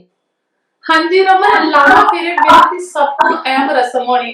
ਪੁਰਾਣਿਆਂ ਸਮਿਆਂ ਵਿੱਚ ਲਾਵਾਂ 12 ਵਜੇ ਤੋਂ ਪਹਿਲਾਂ ਹੀ ਹੋਣੀਆਂ ਤੇ ਸਿੱਖਿਆ ਪੜ੍ਹੀ ਜਾਣੀ। ਹਰ ਰਿਸ਼ਤੇਦਾਰ ਸ਼ਰੀਕੇ ਭਾਈਚਾਰੇ ਨੇ ਲਾਵਾਂ ਵਿੱਚ ਹਾਜ਼ਰ ਨਾਜ਼ਰ ਰਹਿਣਾ ਤੇ ਕੁੜੀਆਂ ਬੁੱਢੀਆਂ ਨੂੰ ਤੇ ਲਾਵਾਂ ਵੇਖਣ ਦਾ ਇੰਨਾ ਕੁ ਚਾਅ ਹੁੰਦਾ ਸੀ, ਕਿਉਂਕਿ ਲਾਵਾਂ ਲੋਕਾਂ ਦੇ ਘਰਾਂ 'ਚ ਹੁੰਦੀਆਂ ਸੀ ਤੇ ਉਹਨਾਂ ਨੇ ਬਨੇਰਿਆਂ ਤੇ ਬਹਿ ਬਹਿ ਕੇ ਕਨਾਤਾਂ ਦੇ ਵਿੱਚੋਂ ਦੀ ਝਾਕ ਝਾਕ ਕੇ ਲਾਵਾਂ ਦੇਖਣੀਆਂ। ਹਾਂਜੀ ਬਿਲਕੁਲ ਸਹੀ ਗੱਲ। ਤੇ ਪ੍ਰੀਤ ਜੀ ਇਸ ਤੋਂ ਬਾਅਦ ਇੱਕ ਹੋਰ ਰਸਮ ਹੁੰਦੀ ਸੀ, ਜਿਹੜੀ ਹੁੰਦੀ ਸੀ ਸਾਲੀਆਂ ਦੁਆਰਾ। ਉਹਦਾ ਨਾਮ ਹੁੰਦਾ ਸੀ ਜੁੱਤੀ ਚੁਕਾਈ। ਤੇ ਸਾਲੀਆਂ ਨੇ ਜੁੱਤੀ ਚੱਕਣੀ ਤੇ ਕਹਿਣਾ ਵੀ ਇਹ ਤਾਂ ਹੁਣ ਇੱਕ ਭਾਰੀ ਰਕਮ ਵਸੂਲ ਕਰਕੇ ਜੁੱਤੀ ਵਾਪਸ ਮਿਲੂਗੀ। ਤੇ ਕਈ ਵਾਰ ਬੀਬੀਆਂ ਦਾ ਅੰਦਾਜ਼ਾ ਗਲਤ ਵੀ ਲੱਗ ਜਾਂਦਾ ਸੀ। ਹੁਣ ਇੱਥੇ ਮੈਨੂੰ ਇੱਕ ਗੱਲ ਯਾਦ ਆਈ, ਜਦੋਂ ਆਪਣੇ ਪ੍ਰੀਤ ਜੀ ਦਾ ਵਿਆਹ ਸੀਗਾ, ਅਸੀਂ ਵੀ ਮੱਛਰੇ ਨੇ ਸੋਚਿਆ ਵੀ ਜੀਜਾ ਬਾਹਰੋਂ ਆਇਆ, ਜੁੱਤੀ ਚੱਕਦੇ ਆ ਤੇ ਡਾਲਰ ਡੂਲਰ ਲਵਾਂਗੇ ਜੀਜੇ ਤੋਂ। ਸਾਡਾ ਅੰਦਾਜ਼ਾ ਲੱਗਾ ਗਲਤ, ਇਹੀ ਜੁੱਤੀ ਚੱਕ ਲਈ ਕਿਸੇ ਹੋਰ ਦੀ। ਲਾਵਾ ਫੇਰੇ ਖਤਮ ਹੋਏ, ਸਾਡੇ ਜੀਜਾ ਜੀ ਨਿਕਲੇ ਬਾਹਰ, ਜੁੱਤੀ ਪਾ ਕੇ ਆਓ ਗਏ ਅਸੀਂ ਖੜੀਆਂ ਵੇਖੀਏ ਵੀ ਇਹ ਹੋਇਆ ਕਿ 5 ਮਿੰਟਾਂ ਨੂੰ ਬਾਬਾ ਬਾਹਰ ਨਿਕਲੇ ਲਾਵਾਂ ਵਾਲਾ। ਉਹ ਜੁੱਤੀ ਲੱਭੇ ਵੀ ਜੁੱਤੀ ਕਿੱਥੇ ਮੇਰੀ, ਨਾਲੇ ਬਾਬਾ ਜੁੱਤੀ ਲੱਭੀ ਜਾਵੇ ਨਾਲੇ ਬਾਬਾ ਕਰੀ ਜਾਵੇ ਪਤਾ ਨਹੀਂ ਕਿਹਨੂੰ ਕੀ ਹੋਇਆ। ਗੁਰੂ ਘਰ ਆ ਕੇ ਵੀ ਨਹੀਂ ਹਟਦੇ ਜੁੱਤੀਆਂ ਚੱਕਣੋਂ। ਤੇ ਅਸੀਂ ਵਿਚਾਰੀਆਂ ਕੀ ਦੱਸੀਏ। ਬਾਕੀ ਰਮਨ, ਉਹ ਤੁਹਾਡੇ ਨਾਲ ਤਾਂ ਫਿਰ ਬਹੁਤ ਨੁਕਸਾਨ ਹੋ ਗਿਆ ਤੁਹਾਡਾ, ਹੈ ਨਾ। ਉਦੋਂ ਵੀ ਤੁਸੀਂ ਤਾਂ ਪੂਰੇ ਪੈਸਿਆਂ ਦੀ ਉਸ ਚ ਹੀ ਕਿ ਪੈਸੇ ਮਿਲਣਗੇ, ਪਰ ਉਹ ਤੇ ਜੁੱਤੀ ਉਹ ਕਹਿੰਦੇ ਹੈ ਨਾ ਲੈਣੇ ਤੇ ਦੇਣੇ ਪੈ ਗਏ ਉਦੋਂ ਤੁਹਾਨੂੰ। ਹਾਂਜੀ ਬਿਲਕੁਲ ਪ੍ਰੀਤ ਜੀ, ਪੈਸੇ ਤਾਂ ਕੀ ਮਿਲਨੇ ਸੀਗੇ, ਬਾਬਾ ਜੀ ਦੀ ਜੁੱਤੀ ਚੱਕਾ ਕਰਕੇ ਘਰਦਿਆਂ ਤੋਂ ਗਾਲਾਂ ਮਿਲ ਗਈਆਂ। ਬਿਲਕੁਲ ਜੀ। ਹਾਂਜੀ ਹਾਂਜੀ ਰਮਨ, ਕਹਿੰਦੇ ਵਿਆਹ ਧਾਰਮਿਕ ਤੇ ਸਮਾਜਿਕ ਰਸਮਾਂ ਦਾ ਇੱਕ ਸੰਗ੍ਰਹਿ ਸੀ ਤੇ ਸਮੇਂ ਦੇ ਨਾਲ ਨਾਲ ਇਹ ਰਸਮਾਂ ਘਟ ਰਹੀਆਂ ਨੇ। ਕੁਝ ਤੇ ਬਸ ਖਤਮ ਹੀ ਹੋ ਗਈਆਂ ਤੇ ਕੁਝ ਅੱਧ ਅਧੂਰੀਆਂ ਰਹਿ ਗਈਆਂ। ਤੇ ਹੁਣ ਗੱਲ ਕਰਦੇ ਹਾਂ ਵਿਆਹਾਂ ਦੇ ਬਦਲਦੇ ਰੂਪ ਦੀ। ਹੁਣ ਮੇਲ ਮਿਲਾਪ ਦਾ ਨਿੱਘ ਕਿੱਥੇ, ਤੇ ਅੱਜ ਕੱਲ ਵਿਆਹ ਬਸ ਸ਼ਗਨ ਦੇਣਾ ਤੇ ਖਾ ਪੀ ਕੇ ਆ ਜਾਣਾ। ਸੱਚ ਜਾਣਿਓ, ਅੱਜ ਕੱਲ ਰੁੱਸਿਆਂ ਨੂੰ ਨਹੀਂ ਜੇ ਕੋਈ ਵੀ ਮਨਾਉਂਦਾ ਤੇ ਬਹੁਤ ਸਾਰੇ ਵਿਆਹ ਹੁੰਦੇ ਨੇ ਜਿਹੜੇ ਮਾਮੇ ਤਾਏ ਚਾਚੇ ਭੂਆ ਤੇ ਮਾਸੀਆਂ ਤੋਂ ਬਿਨਾਂ ਹੀ ਹੋ ਜਾਂਦੇ ਤੇ ਅਗਲੇ ਵੀ ਕਹਿ ਦਿੰਦੇ ਲੈ ਜੇ ਇਹਨਾਂ ਦਾ ਸਰਜੂ ਤੇ ਸਾਡਾ ਵੀ ਸਰਜੂ। ਤੇ ਦੁਨੀਆ ਭਾਈਚਾਰਾ ਤਮਾਸ਼ਬੀਨ ਬਣ ਕੇ ਤਮਾਸ਼ਾ ਵੇਖਦੇ। ਕੋਈ ਨਹੀਂ ਅੱਜ ਕੱਲ ਚਾਹੁੰਦਾ ਕਿ ਭੈਣ ਭਾਈ ਮਿਲਣ। ਬਿਲਕੁਲ ਸਹੀ ਗੱਲ ਪ੍ਰੀਤ ਜੀ। ਤੇ ਰਿਸ਼ਤੇ ਦੀ ਬੜੀ ਅਹਿਮੀਅਤ ਹੁੰਦੀ ਸੀ, ਹੁਣ ਤਾਂ ਬਸ ਟਾਈਮ ਪਾਸ ਹੋ ਕੇ ਰਹਿ ਗਿਆ। ਪਹਿਲਾਂ ਪ੍ਰੀਤ ਜੀ ਕਨਾਤਾਂ ਲੱਗਣੀਆਂ ਤਾਂ ਦੂਰੋਂ ਪਤਾ ਲੱਗ ਜਾਣਾ ਵੀ ਉਹ ਵਿਆਹ ਵਾਲਾ ਘਰ ਆ। ਹੁਣ ਤੇ ਉਹ ਵਾਲੇ ਜਿਹੜੇ ਚਾਨਣ ਲੱਗਦੀਆਂ ਹੁੰਦੀਆਂ ਸੀਗੀਆਂ ਆਪਣੀ ਰੰਗ ਬਰੰਗੀਆਂ ਲੜੀਆਂ ਕਾਗਜ਼ਾਂ ਦੀਆਂ, ਤੇ ਉਹਨਾਂ ਦੀ ਥਾਂ ਹੁਣ ਆਪਣੇ ਫਰੈਸ਼, ਜਿਹੜੇ ਕਹਿੰਦੇ ਕਿ ਫਰੈਸ਼ ਖੁਸ਼ਬੂਦਾਰ ਫੁੱਲ ਆ, ਉਹਨਾਂ ਨੇ ਲੈ ਲਈ। ਪੁਰਾਣੇ ਜ਼ਮਾਨੇ ਦੇ ਵਿੱਚ ਜਦ ਕਿਸੇ ਦੇ ਘਰੇ ਵਿਆਹ ਹੋਣਾ ਤਾਂ ਵਿਚਾਰਿਆਂ ਨੂੰ ਮਹੀਨਾ ਮਹੀਨਾ ਸੁਰਤੀ ਨਾ ਆਉਣੀ, ਤੇ ਕਦੇ ਕਿਸੇ ਦੇ ਘਰ, ਕਦੇ ਕਿਸੇ ਵਿਚਾਰੇ ਦਾ ਗੁਰਦੁਆਰੇ ਦਾ ਗਲਾਸ ਰਹਿ ਗਿਆ ਤੇ ਕਦੇ ਕਿਸੇ ਦਾ ਚਮਚਾ। 2-3 ਮਹੀਨੇ ਤਾਂ ਗੁਰਦੁਆਰਾ ਸਾਹਿਬ ਦੇ ਭਾਂਡੇ ਕੂੜੇ ਨਾ ਹੋਣੇ, ਤੇ ਮਹੀਨਾ ਮਹੀਨਾ ਵਿਆਹ ਵਾਲੇ ਘਰੋਂ ਪਕੌੜਿਆਂ ਦੀ ਸਮੈਲ ਆਉਂਦੀ ਰਹਿਣੀ ਕਿ ਕਿੰਨਾ ਵਧੀਆ, ਕਿੰਨਾ ਨਜ਼ਾਰਾ ਹੁੰਦਾ। ਤੇ ਹੁਣ ਉਹ ਸਾਰੇ, ਤੇ ਪੁਰਾਣੇ ਜਦੋਂ ਲੋਕਾਂ ਨੇ ਵਿਆਹ ਰੱਖਣਾ ਉਹਨਾਂ ਨੇ ਬੜਾ ਸੋਚ ਸਮਝ ਕੇ ਰੱਖਣਾ ਵੀ ਕਿਤੇ ਮੀਂਹ ਨਾ ਆ ਜੇ, ਨੇਰੀ ਨਾ ਆ ਜੇ, ਸਰਦੀ ਗਰਮੀ ਵੇਖ ਵਿਚਾਰ ਕਰਕੇ ਰੱਖਣਾ। ਹੁਣ ਤਾਂ ਪ੍ਰੀਤ ਜੀ ਫੁੱਲ ਔਨ ਫੈਸਿਲਿਟੀਜ਼ ਆ, ਮੀਂਹ ਨੇਰੀ ਗਰਮੀ ਸਰਦੀ ਸਭ ਥਾਂ ਉਹ ਜਿਹੜੀ ਹੈਗੀ ਹੈ ਪੈਲਸਾਂ ਨੇ ਲੈ ਲਈ। ਜੇ ਗਰਮੀ ਆ ਤਾਂ ਏਸੀ ਚੱਲ ਜਾਂਦੇ ਆ, ਸਰਦੀ ਆ ਤਾਂ ਹੀਟਰ ਚੱਲ ਜਾਂਦੇ ਆ। ਹੁਣ ਕੋਈ ਨਹੀਂ ਵਿਚਾਰਦਾ ਦਿਨ ਵਿਆਹ ਨੂੰ, ਬਸ ਸਭ ਕੁਛ ਚੱਲੀ ਜਾਂਦਾ। ਪੁਰਾਣੇ ਜ਼ਮਾਨੇ ਵਿੱਚ ਬੜਾ ਲੋਕਾਂ ਨੂੰ ਖਾਣ ਦਾ ਵੀ ਬੜਾ ਸ਼ੌਕ ਹੁੰਦਾ ਸੀਗਾ, ਤੇ ਹੁਣ ਕਹਿੰਦੇ ਨੇ ਵੈਰਾਈਟੀਜ਼ ਵੱਧ ਗਈਆਂ ਤੇ ਸਵਾਦ ਘਟ ਚੁੱਕੇ ਨੇ। ਤੇ ਹੁਣ ਸਾਰੇ ਕੀ ਕਹਿੰਦੇ ਪੈਸੇ ਦੀ ਤੇ ਫੂਡ ਦੀ, ਦੋਵਾਂ ਚੀਜ਼ਾਂ ਦੀ ਬਹੁਤ ਵੇਸਟੇਜ ਹੋ ਰਹੀ ਹੈ ਲੋਕ ਵਿਖਾਵੇ ਦੇ ਵਿੱਚ। ਹਾਂਜੀ ਰਮਨ, ਜੇ ਪੰਜਾਬੀ ਧਰਤੀ ਦੀਆਂ ਰਾਹਾਂ ਤੇ ਨੇ ਤੇ ਹਰ ਮੁਲਕ ਦੇ ਵਿੱਚ ਜਾ ਆਪਣੀ ਧਾਕ ਜਮਾਉਂਦੇ ਨੇ, ਤੇ ਬਹੁਤ ਦੁੱਖ ਦੀ ਗੱਲ ਆ ਕਿ ਆਪਣੇ ਪੈਰਾਂ ਤੋਂ ਵੀ ਅਸੀਂ ਲੋਕ ਸਭ ਤੋਂ ਪਹਿਲਾਂ ਅਸੀਂ ਲੋਕ ਹੀ ਉਖੜਦੇ ਹਾਂ। ਗੋਰਿਆਂ ਦਾ ਸ਼ੁਰੂ ਤੋਂ ਇੱਕੋ ਰਿਵਾਜ ਸੀ ਕਿ ਲਾੜੀ ਨੇ ਵਾਈਟ ਕਲਰ ਦੇ ਕੱਪੜੇ ਪਾਉਣੇ ਆ ਤੇ ਉਹਦੀਆਂ ਸਹੇਲੀਆਂ ਜਿਹੜੀਆਂ ਬਾਕੀ ਇੱਕੋ ਰੰਗ ਦੇ ਕੱਪੜੇ ਪਾਉਣਗੀਆਂ। ਤੇ ਸਾਡੇ ਵਾਲੇ ਸਭ ਰਵਾਇਤੀ ਰਸਮਾਂ ਭੁੱਲ ਨਵੇਂ ਰਾਹ ਨੂੰ ਤੁਰ ਪਏ ਤੇ ਲਾੜੀ ਦੀਆਂ ਸਭ ਸਹੇਲੀਆਂ ਭੈਣਾਂ ਮਾਸੀਆਂ ਸਭ ਇੱਕੋ ਰੰਗ ਦੇ ਕੱਪੜੇ ਪਾ ਕੇ, ਹਰੇ ਜਾਂ ਨੀਲੀ ਥੀਮ ਵਾਲੇ, ਤੇ ਵਿਆਹ 'ਚ ਫੋਟੋਆਂ ਵਾਲੀ ਧਮਾਲ ਪਾਉਂਦੀਆਂ ਨੇ। ਹਾਂਜੀ, ਬੜੀ ਦੁੱਖ ਦੀ ਗੱਲ ਆ, ਹੁਣ ਤੇ ਸਿਰਫ ਵਿਆਹਾਂ ਵਿੱਚ ਫੋਟੋਆਂ ਹੀ ਰਹਿ ਗਈਆਂ। ਤੇ ਵਾਕਿਆ ਵਿਆਹ ਦੀਆਂ ਰਸਮਾਂ, ਮੇਲ ਮਿਲਾਪ ਤੇ ਨਿੱਘ ਨੂੰ ਫੈਸ਼ਨ ਪਰੇਡ 'ਚ ਬਦਲ ਦਿੱਤਾ। ਤੇ ਹੁਣ ਉਹ ਜ਼ਮਾਨੇ ਕਿੱਥੇ ਜਦੋਂ ਪੇਕਿਆਂ ਨੇ ਨਾਨਕੀ ਸ਼ੱਕ ਵਿੱਚ ਲਾੜੀ ਜਾਂ ਲਾੜੇ ਦੀ ਮਾਂ ਲਈ ਇੱਕ ਸੂਟ ਲੈ ਕੇ ਆਉਣਾ, ਸੋਹਣੇ ਦਾ ਗੁਲਾਬੀ ਰੰਗ ਦਾ, ਤੇ ਅਗਲੀ ਨੇ ਵੀ ਰੱਬ ਦਾ ਨਾਂ ਲੈ ਕੇ ਬਰਾਤ ਵਾਲੇ ਦਿਨ ਉਹੀ ਸੂਟ ਪਾਉਣਾ ਕਿ ਮੇਰੇ ਪੇਕੇ ਲੈ ਕੇ ਆਏ ਸੀ। ਬਿਲਕੁਲ ਸਹੀ ਗੱਲ ਜੀ, ਜਿਵੇਂ ਤੁਸੀਂ ਗੱਲ ਕੀਤੀ ਹੈ ਕਿ ਕੈਮਰੇ ਦੀ, ਫੋਟੋਆਂ ਦੀ, ਕਿ ਅੱਜ ਕੱਲ ਤਾਂ ਲੋਕੀ ਫੋਟੋਆਂ ਦੇ ਪਿੱਛੇ ਇੱਕ ਫੈਸ਼ਨ ਪਰੇਡ ਬਣ ਕੇ ਰਹਿ ਗਈ। ਤਾਂ ਉਸ ਟਾਈਮ ਵਿੱਚ ਪ੍ਰੀਤ ਕਈਆਂ ਭੈਣਾਂ ਭਰਾਵਾਂ ਦਾ ਕੈਮਰੇ ਨਾਲ ਆਮਾ ਸਾਹਮਣਾ ਹੀ ਵਿਆਹ ਵਾਲੇ ਦਿਨ ਹੋਣਾ, ਤੇ ਫੋਟੋਗ੍ਰਾਫਰ ਵਿਚਾਰੇ ਦਾ ਕਹਿ ਕੇ ਗਲਾ ਥੱਕ ਜਾਣਾ ਕਿ ਭੈਣ ਜੀ ਮੂੰਹ ਉੱਚਾ ਚੱਕ ਲਓ, ਭੈਣ ਜੀ ਕੈਮਰੇ ਵੱਲ ਦੇਖ ਲਓ, ਥੋੜਾ ਜਿਹਾ ਸਮਾਈਲ ਦੇ ਲਓ, ਜਾਂ ਕੁੜੀ ਕਿਤੇ ਤਸ ਤੋਂ ਮਸ ਹੋ ਜਾਂਦੀ। ਤੇ ਫੋਟੋਆਂ ਵੀ ਪ੍ਰੀਤ ਜੀ ਇਸ ਤਰ੍ਹਾਂ ਦੀਆਂ ਖਿੱਚਣੀਆਂ, ਕਿਸੇ ਦੇ ਮੂੰਹ ਦੇ ਵਿੱਚ ਗੁਲਾਬ ਜਾਮੁਨ ਪਾਈ ਹੋਣੀ, ਤੇ ਕਿਸੇ ਦੇ ਪਕੌੜੇ ਤੇ ਗੁਲਾਬ ਜਾਮੁਨਾ ਸੌਸ ਦੇ ਵਿੱਚ ਇੱਕ ਮਿਕ ਹੋਏ ਹੋਣੇ, ਤੇ ਲੋਕਾਂ ਨੂੰ ਕੋਈ ਵਿਚਾਰ ਵਟਾਂਦਰਾ ਕੁਛ ਨਹੀਂ ਸੀਗਾ। ਤੇ ਹੁਣ ਹੋਣ ਵਾਲੇ ਤਾਂ ਕਹਿੰਦੇ ਹੁੰਦੇ ਬਸ ਗੱਲਾਂ ਹੀ ਛੱਡ ਦੋ, ਹੁਣ ਵਿਆਹ ਵਾਲੇ ਦਿਨ ਫੋਟੋਆਂ ਦੀ ਕੀ ਗੱਲ ਕਰਦੇ, ਹੁਣ ਤਾਂ ਪ੍ਰੀ ਵੈਡਿੰਗ ਦਾ ਰਿਵਾਜ ਚੱਲ ਗਿਆ, ਜਿਹਦੇ ਵਿੱਚ ਅਲੱਗ-ਅਲੱਗ ਲੋਕੇਸ਼ਨਾਂ ਬਣੀਆਂ ਹੋਈਆਂ ਨੇ। ਤੇ ਮੇਕਅਪ ਦੀਆਂ ਤਾਂ ਗੱਲਾਂ ਹੀ ਛੱਡ ਦੋ ਤੁਸੀਂ ਪ੍ਰੀਤ ਜੀ, ਮਹਿੰਗਾ ਮੇਕਅਪ, ਮਹਿੰਗੇ ਕੱਪੜੇ। ਹੁਣ ਤਾਂ ਕਈ ਵਾਰ ਕੋਈ ਵਿਆਹ ਦੀ ਵੀਡੀਓ ਦੇਖੀ ਦੀ ਲੱਗਦਾ ਨਹੀਂ ਵੀ ਇਹ ਵਿਆਹ ਦੀ ਵੀਡੀਓ ਜਾਂ ਕਿਸੇ ਗਾਣੇ ਦਾ ਸ਼ੂਟ ਹੋ ਰਿਹਾ। ਤੇ ਮੇਕਅਪਾਂ ਦੇ ਵੀ ਅਲੱਗ-ਅਲੱਗ ਪੈਕੇਜ ਤੇ ਅਲੱਗ-ਅਲੱਗ ਨਾਮ ਰੱਖੇ ਹੋਏ ਨੇ। ਤੇ ਉਸ ਟਾਈਮ ਦੇ ਵਿੱਚ, ਹਾਂਜੀ, ਉਸ ਟਾਈਮ ਦੇ ਵਿੱਚ ਕਹਿੰਦੇ ਕਿ ਜਦੋਂ ਕੁੜੀਆਂ ਦੇ ਹੱਥਾਂ ਤੇ ਮਹਿੰਦੀ ਲਾਉਣੀ ਤੇ ਮਾਵਾਂ ਨੇ ਕਹਿਣਾ ਭੋਲੀ ਭਾਲੀ ਮਹਿੰਦੀ ਲਾਉਣੀ ਹੈ, ਡਿਜ਼ਾਈਨ ਨਹੀਂ ਪਾਉਣਾ ਕੋਈ। ਭੋਲੀ ਭਾਲੀ ਮਹਿੰਦੀ ਹੁੰਦੀ ਸੀ ਪ੍ਰੀਤ ਜੀ, ਪੂਰਾ ਹੱਥ ਮਹਿੰਦੀ ਦੇ ਨਾਲ ਲਪੇਟ ਦੇਣਾ। ਤੇ ਜੇ ਕਿਸੇ ਵਿਚਾਰੀ ਕੁੜੀ ਨੇ ਉਹ ਮਾਚਿਸ ਵਾਲੀ ਤੀਲੀ ਜਿਹੜੀ ਹੁੰਦੀ ਸੀ ਉਹਦੇ ਨਾਲ ਕੋਈ ਡਿਜ਼ਾਈਨ ਬਣਾ ਲੈਣਾ, ਤੇ ਕਹਿਣਾ ਨਹੀਂ ਇਹ ਤਾਂ ਕੁੜੀ ਤੇਜ਼ ਬੜੀ ਹੈ, ਇਹ ਬੜੀ ਚਲਾਕ ਹੈ, ਇਹਨੇ ਭੋਲੀ ਭਾਲੀ ਮਹਿੰਦੀ ਨਹੀਂ ਲਾਈ। ਬਿਲਕੁਲ ਜੀ। ਤੇ ਰਮਨ, ਇਹਦੇ ਨਾਲ ਨਾਲ ਅਸੀਂ ਮਾਡਰਨ ਪੰਜਾਬੀਆਂ ਨੇ ਸਾਰੀਆਂ ਸਿੱਖਣੀਆਂ, ਹਾਸੇ, ਗਾਉਣ, ਡੀਜੇ ਦੀ ਝਕਾਚੌਂਧ ਵਿੱਚ ਹੀ ਗਵਾ ਲਏ। ਤੇ ਕਿੰਨਾ ਅਣਮੁੱਲਾ ਸਾਡਾ ਸੱਭਿਆਚਾਰ ਪੱਛਮੀ ਸੱਭਿਅਤਾ ਦੇ ਪਿੱਛੇ ਰੁਲਦਾ ਜਾ ਰਿਹਾ ਹੈ। ਤੇ ਸੱਚ ਮਾਣਿਓ, ਲੋਕ ਗੀਤ, ਸੁਹਾਗ, ਘੋੜੀਆਂ ਸਭ ਆਉਂਦੇ ਸਾਲਾਂ ਵਿੱਚ ਬੀਤੇ ਸਮੇਂ ਦੀ ਗੱਲ ਬਣ ਜਾਣਗੇ। ਤੇ ਉਹਨਾਂ ਜ਼ਮਾਨਿਆਂ ਵਿੱਚ ਲੋਕ ਗੀਤ ਜਾਂ ਸੁਹਾਗ ਵੀ ਇਹੋ ਜਿਹੇ ਹੁੰਦੇ ਸੀ ਕਿ ਜਿੰਨੇ ਸੁਣਨਾ ਉਹਨੂੰ ਵੀ ਰਵਾ ਦੇਣਾ। ਇੱਕ ਮੈਂ ਇੱਥੇ ਥੋੜੀਆਂ ਜਿਹੇ ਸ਼ਬਦ ਬੋਲੂੰਗੀ, ਕਿਨੇ ਹਰਿਆ ਤੋਤਾ ਨੀ ਪੀਲਾ ਤੋਤਾ, ਤੋਤੇ ਮਾਰੀ ਉਡਾਰੀ, ਉੱਡਿਆ ਤੋਤਾ ਨੀ ਸਈਓ, ਬਹਿੰਦਾ ਬਾਬਲ ਬਾਰੀ, ਸਾਡੇ ਪੇਕੇ ਨੇ ਦੂਰ ਅਸੀਂ ਜਾਣਾ ਹੈ ਜ਼ਰੂਰ, ਪੇਕੇ ਮਾਵਾਂ ਦੇ ਨਾਲ, ਸਾਂਝ ਭਰਾਵਾਂ ਦੇ ਨਾਲ, ਖੇਡਾਂ ਸਈਆਂ ਦੇ ਨਾਲ, ਇੱਕੋ ਜਈਆਂ ਦੇ ਨਾਲ, ਜਦ ਮੈਂ ਰਹਿੰਦੀ ਸੀ ਵਿਟੋਲਾ ਕੁਵਾਰੇ।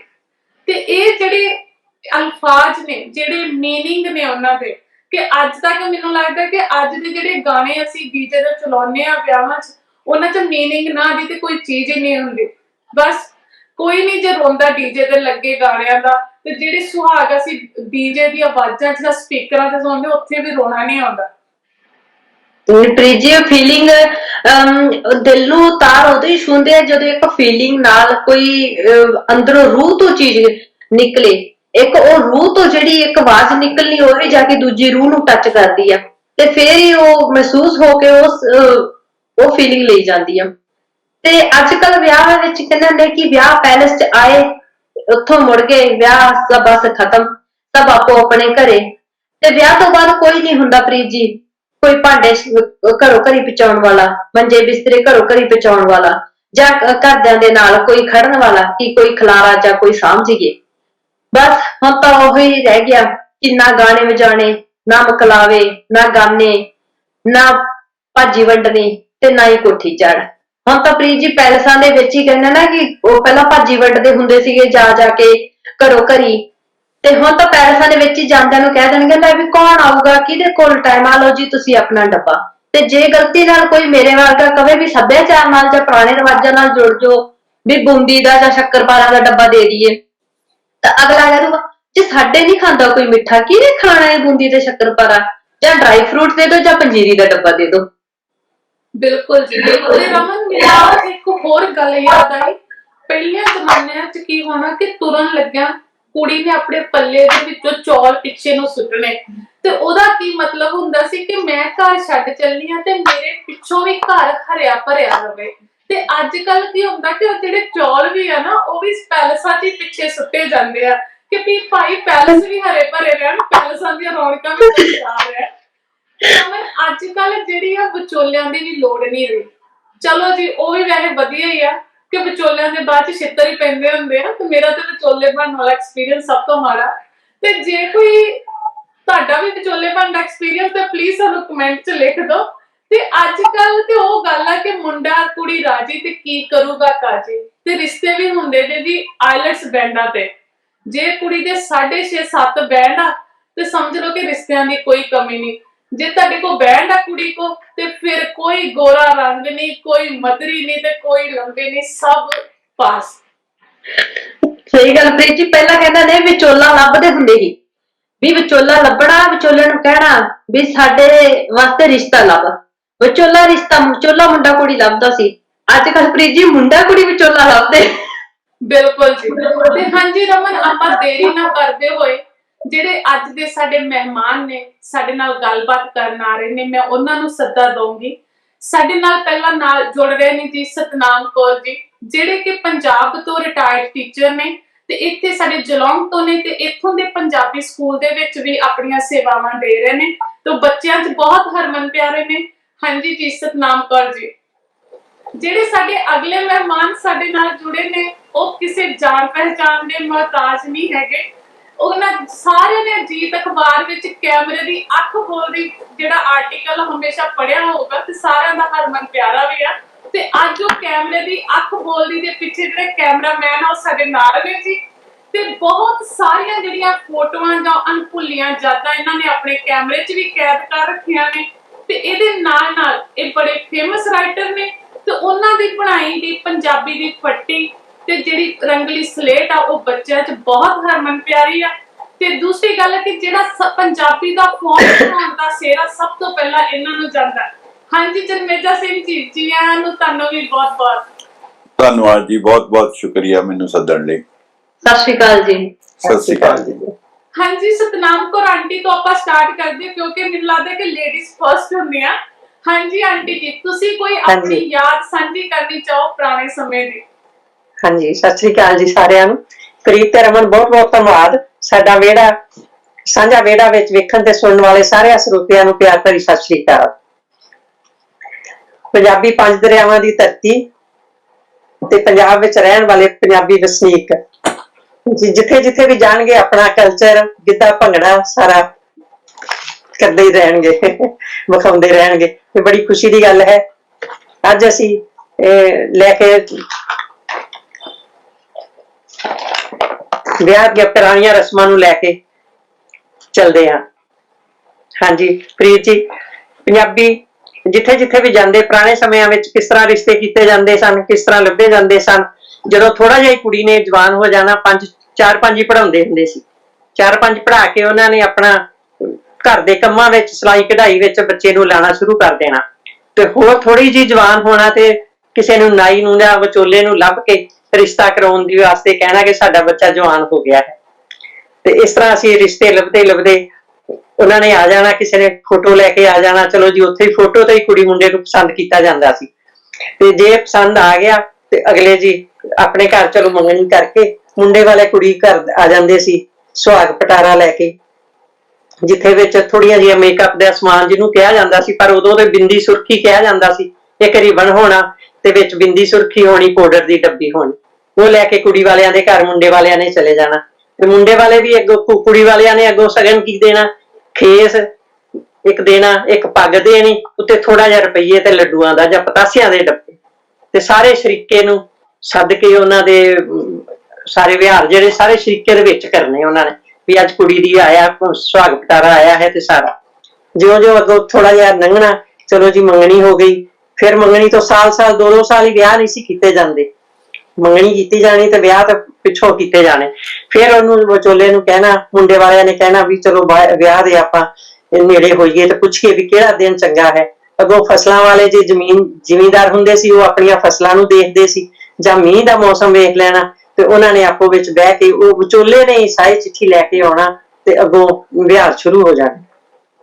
ਜਦੋਂ ਵਿਆਹ ਦੇ ਹੋ ਜਾਣੇ ਫਿਰ ਸਾਈ ਚਿੱਠੀ ਆ ਜਾਣੀ, ਤੇ ਸਾਈ ਚਿੱਠੀ ਵਿੱਚ ਵੀ ਤੁਹਾਨੂੰ ਪਤਾ ਹੀ ਆ ਵੀ ਸ਼ਰੀਕੇ ਨੂੰ ਸੱਦ ਕੇ ਸਾਈ ਚਿੱਠੀ ਲੈਣੀ, ਨਾਲ ਹੀ ਰੋਟੀ ਪਾਣੀ ਸ਼ਰੀਕੇ ਦਾ ਵੀ ਹੋਣਾ, ਨਾਲ ਉਹਨਾਂ ਦਾ ਵੀ ਹੋਣਾ, ਤੇ ਲਾਗੀ ਨੂੰ ਲੱਗ ਜਾਣੀਆਂ ਮੌਜਾਂ ਉਹਨਾਂ ਨੂੰ ਵੀ। ਬਸ ਖੇਸ ਬਹੁਤੇ ਜ਼ਿਮੀਂਦਾਰਾਂ ਖੇਸ, ਜਾਂ ਜੇ ਕੋਈ ਦੂਸਰੇ ਸ਼ਹਿਰਾਂ ਵਿੱਚ ਆ ਤੇ ਉਹ ਕੰਬਲ ਦੇ ਦਿੰਦਾ ਹੁੰਦਾ ਸੀ, ਪਰ ਥੋੜਾ ਜਿਹਾ ਕੰਬਲ ਜਾਂ ਕੋਈ ਬਿਸਤਰਾ ਕੋਈ ਚੀਜ਼ ਨਹੀਂ ਸੀ ਹੁੰਦੀ, ਕੰਬਲ ਦੇ ਉੱਤੇ ਨਾਲ ਖੇਸ ਦੇ ਦੇਣਾ, ਨਾਲ ਪੱਗ ਦੇ ਦੇਣੀ ਜੇ ਕੋਈ ਸਰਦਾਰ ਹੋ ਜਾਣਾ। ਤੇ ਇਸ ਤਰ੍ਹਾਂ ਹੀ ਚਲਦਿਆਂ ਵਿਆਹ ਦੇ ਦਿਨ ਨੇੜੇ ਆ ਜਾਣ। ਹੋਰ ਹਾਂਜੀ, ਇਸ ਹੁਣ ਤਰ੍ਹਾਂ ਆਪਾਂ ਚੱਲਦੇ ਹਾਂ ਜਨਮੇਜਾ ਸਿੰਘ ਸਰ ਵੱਲ। ਹਾਂਜੀ ਸਰ, ਤੁਸੀਂ ਆਪਣਾ ਕੋਈ ਐਕਸਪੀਰੀਅੰਸ ਦੱਸੋਗੇ ਸਾਨੂੰ ਪਿਛਲੇ ਸਮੇਂ ਦਾ?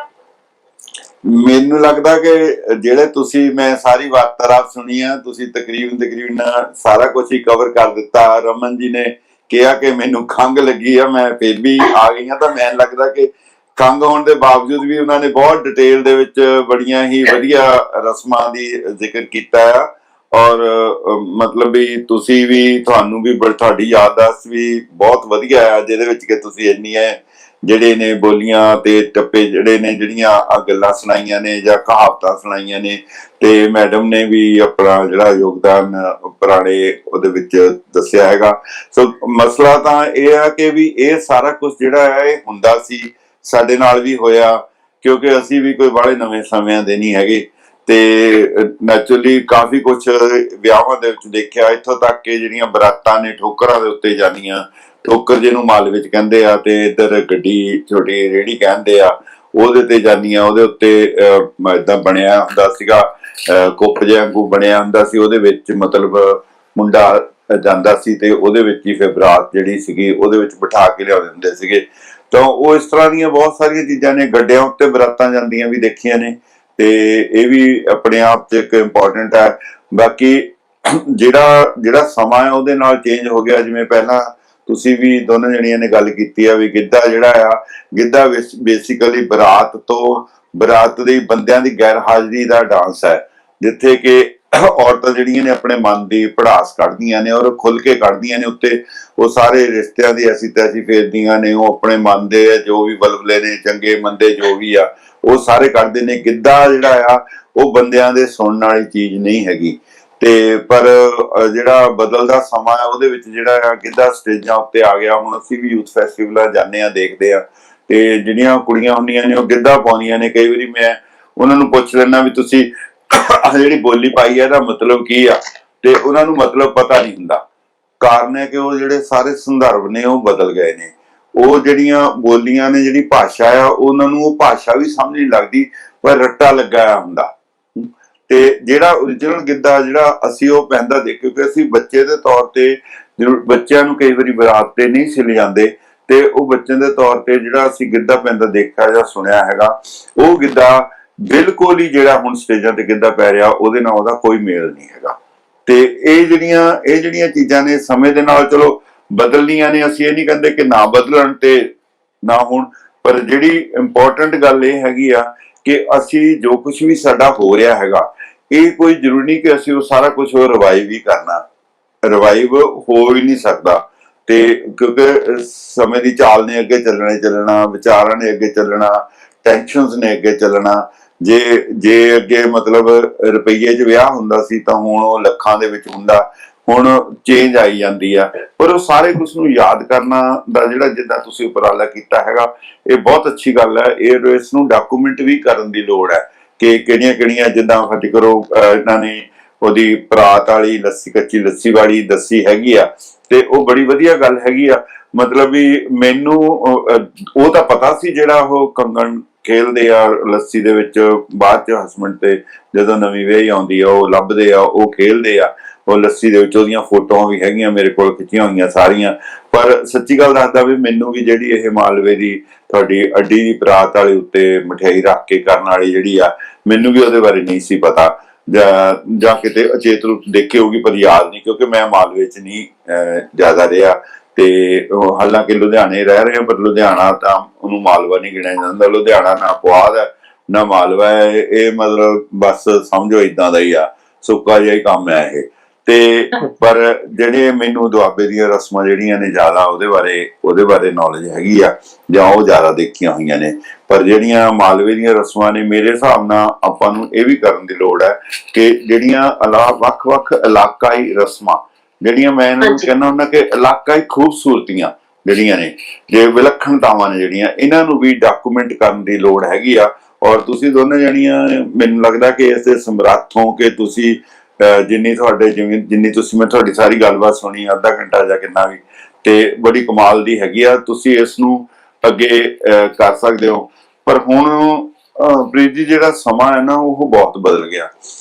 ਤੁਸੀਂ ਗੱਲ ਪੈਲਸਾਂ ਤੇ ਲਿਆ ਕੇ ਛੱਡੀ ਆ, ਜਦ ਕਿ ਗੱਲ ਉਸ ਤੋਂ ਵੀ ਅੱਗੇ ਵੱਧ ਗਈ ਆ। ਜਿਹੜੇ ਪੈਲਸ ਨੇ ਪਿਛਲੇ 4 ਸਾਲ ਤੋਂ, ਜਿਹੜੇ ਪੈਲਸ ਨੇ, ਉਹਨਾਂ ਦਾ ਕੰਮ ਮੱਠਾ ਪੈ ਗਿਆ, ਉਹਨਾਂ ਦਾ ਧੂੰਆਂ ਨਿਕਲਣਾ ਸ਼ੁਰੂ ਹੋ ਗਿਆ। ਔਰ ਕਰੋਨਾ ਨੇ ਬਿਲਕੁਲ ਧੂੰਆਂ ਕਰ ਦਿੱਤਾ, ਕਿਉਂਕਿ ਜਿਹੜੀ ਇੱਕ ਇੰਪੋਰਟੈਂਟ ਤੁਸੀਂ ਗੱਲ ਵਿੱਚ ਆਈਲੈਟਸ ਵਾਲੀ ਕੀਤੀ ਆ ਕਿ ਆਈਲੈਟਸ ਦੇ ਬੈਂਡ ਮੈਟਰ ਕਰਦੇ ਆ।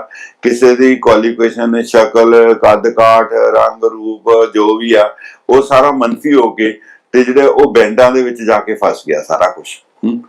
ਔਰ ਉਹ ਬੈਂਡਾਂ ਦੇ ਵਿੱਚ ਦਾ ਅਗਲਾ ਇਫੈਕਟ ਇਹ ਹੋਇਆ ਕਿ ਜਿਹੜੀ ਇਹ ਜਨਰੇਸ਼ਨ ਆ, ਜਿਹੜੇ ਉਹਨਾਂ ਦੇ ਵਿਆਹ ਆ, ਉਹ ਪੰਜਾਬ ਦੀ ਬਜਾਏ ਉਹ ਬਗਾਨੀਆਂ ਦੂਜੀਆਂ ਧਰਤੀਆਂ ਉੱਤੇ ਹੋਣੇ ਸ਼ੁਰੂ ਹੋ ਗਏ। ਔਰ ਸਹੀ ਮਾਇਨਿਆਂ 'ਚ ਮੈਂ ਜੋ ਦੇਖ ਰਿਹਾ ਹੈਗਾ ਕਿ ਜਿਹੜੇ ਵਿਆਹ ਕੈਨੇਡਾ, ਅਮਰੀਕਾ, ਆਸਟ੍ਰੇਲੀਆ ਜਾਂ ਉਹਨਾਂ ਥਾਵਾਂ ਤੇ ਹੁੰਦੇ ਆ, ਉਹ ਪੰਜਾਬ ਨਾਲੋਂ ਸਸਤੇ ਹੁੰਦੇ ਆ। ਉਹ ਪੰਜਾਬ ਨਾਲੋਂ ਸਸਤੇ ਹੁੰਦੇ ਆ ਔਰ ਉਹ ਜ਼ਿਆਦਾ ਹੁੰਦੇ ਆ। ਤੇ ਇੱਕ ਪਿੱਛੇ ਜਿਹਾ ਮੈਂ ਵਿਆਹ ਦੇਖ ਕੇ ਆਇਆ ਬਾਲੀ, ਇੰਡੋਨੇਸ਼ੀਆ ਦੇ ਵਿੱਚ। ਮੈਂ ਲਗਾਤਾਰ ਬੋਲ ਰਿਹਾ, ਚਲੋ ਸੌਰੀ। ਤੇ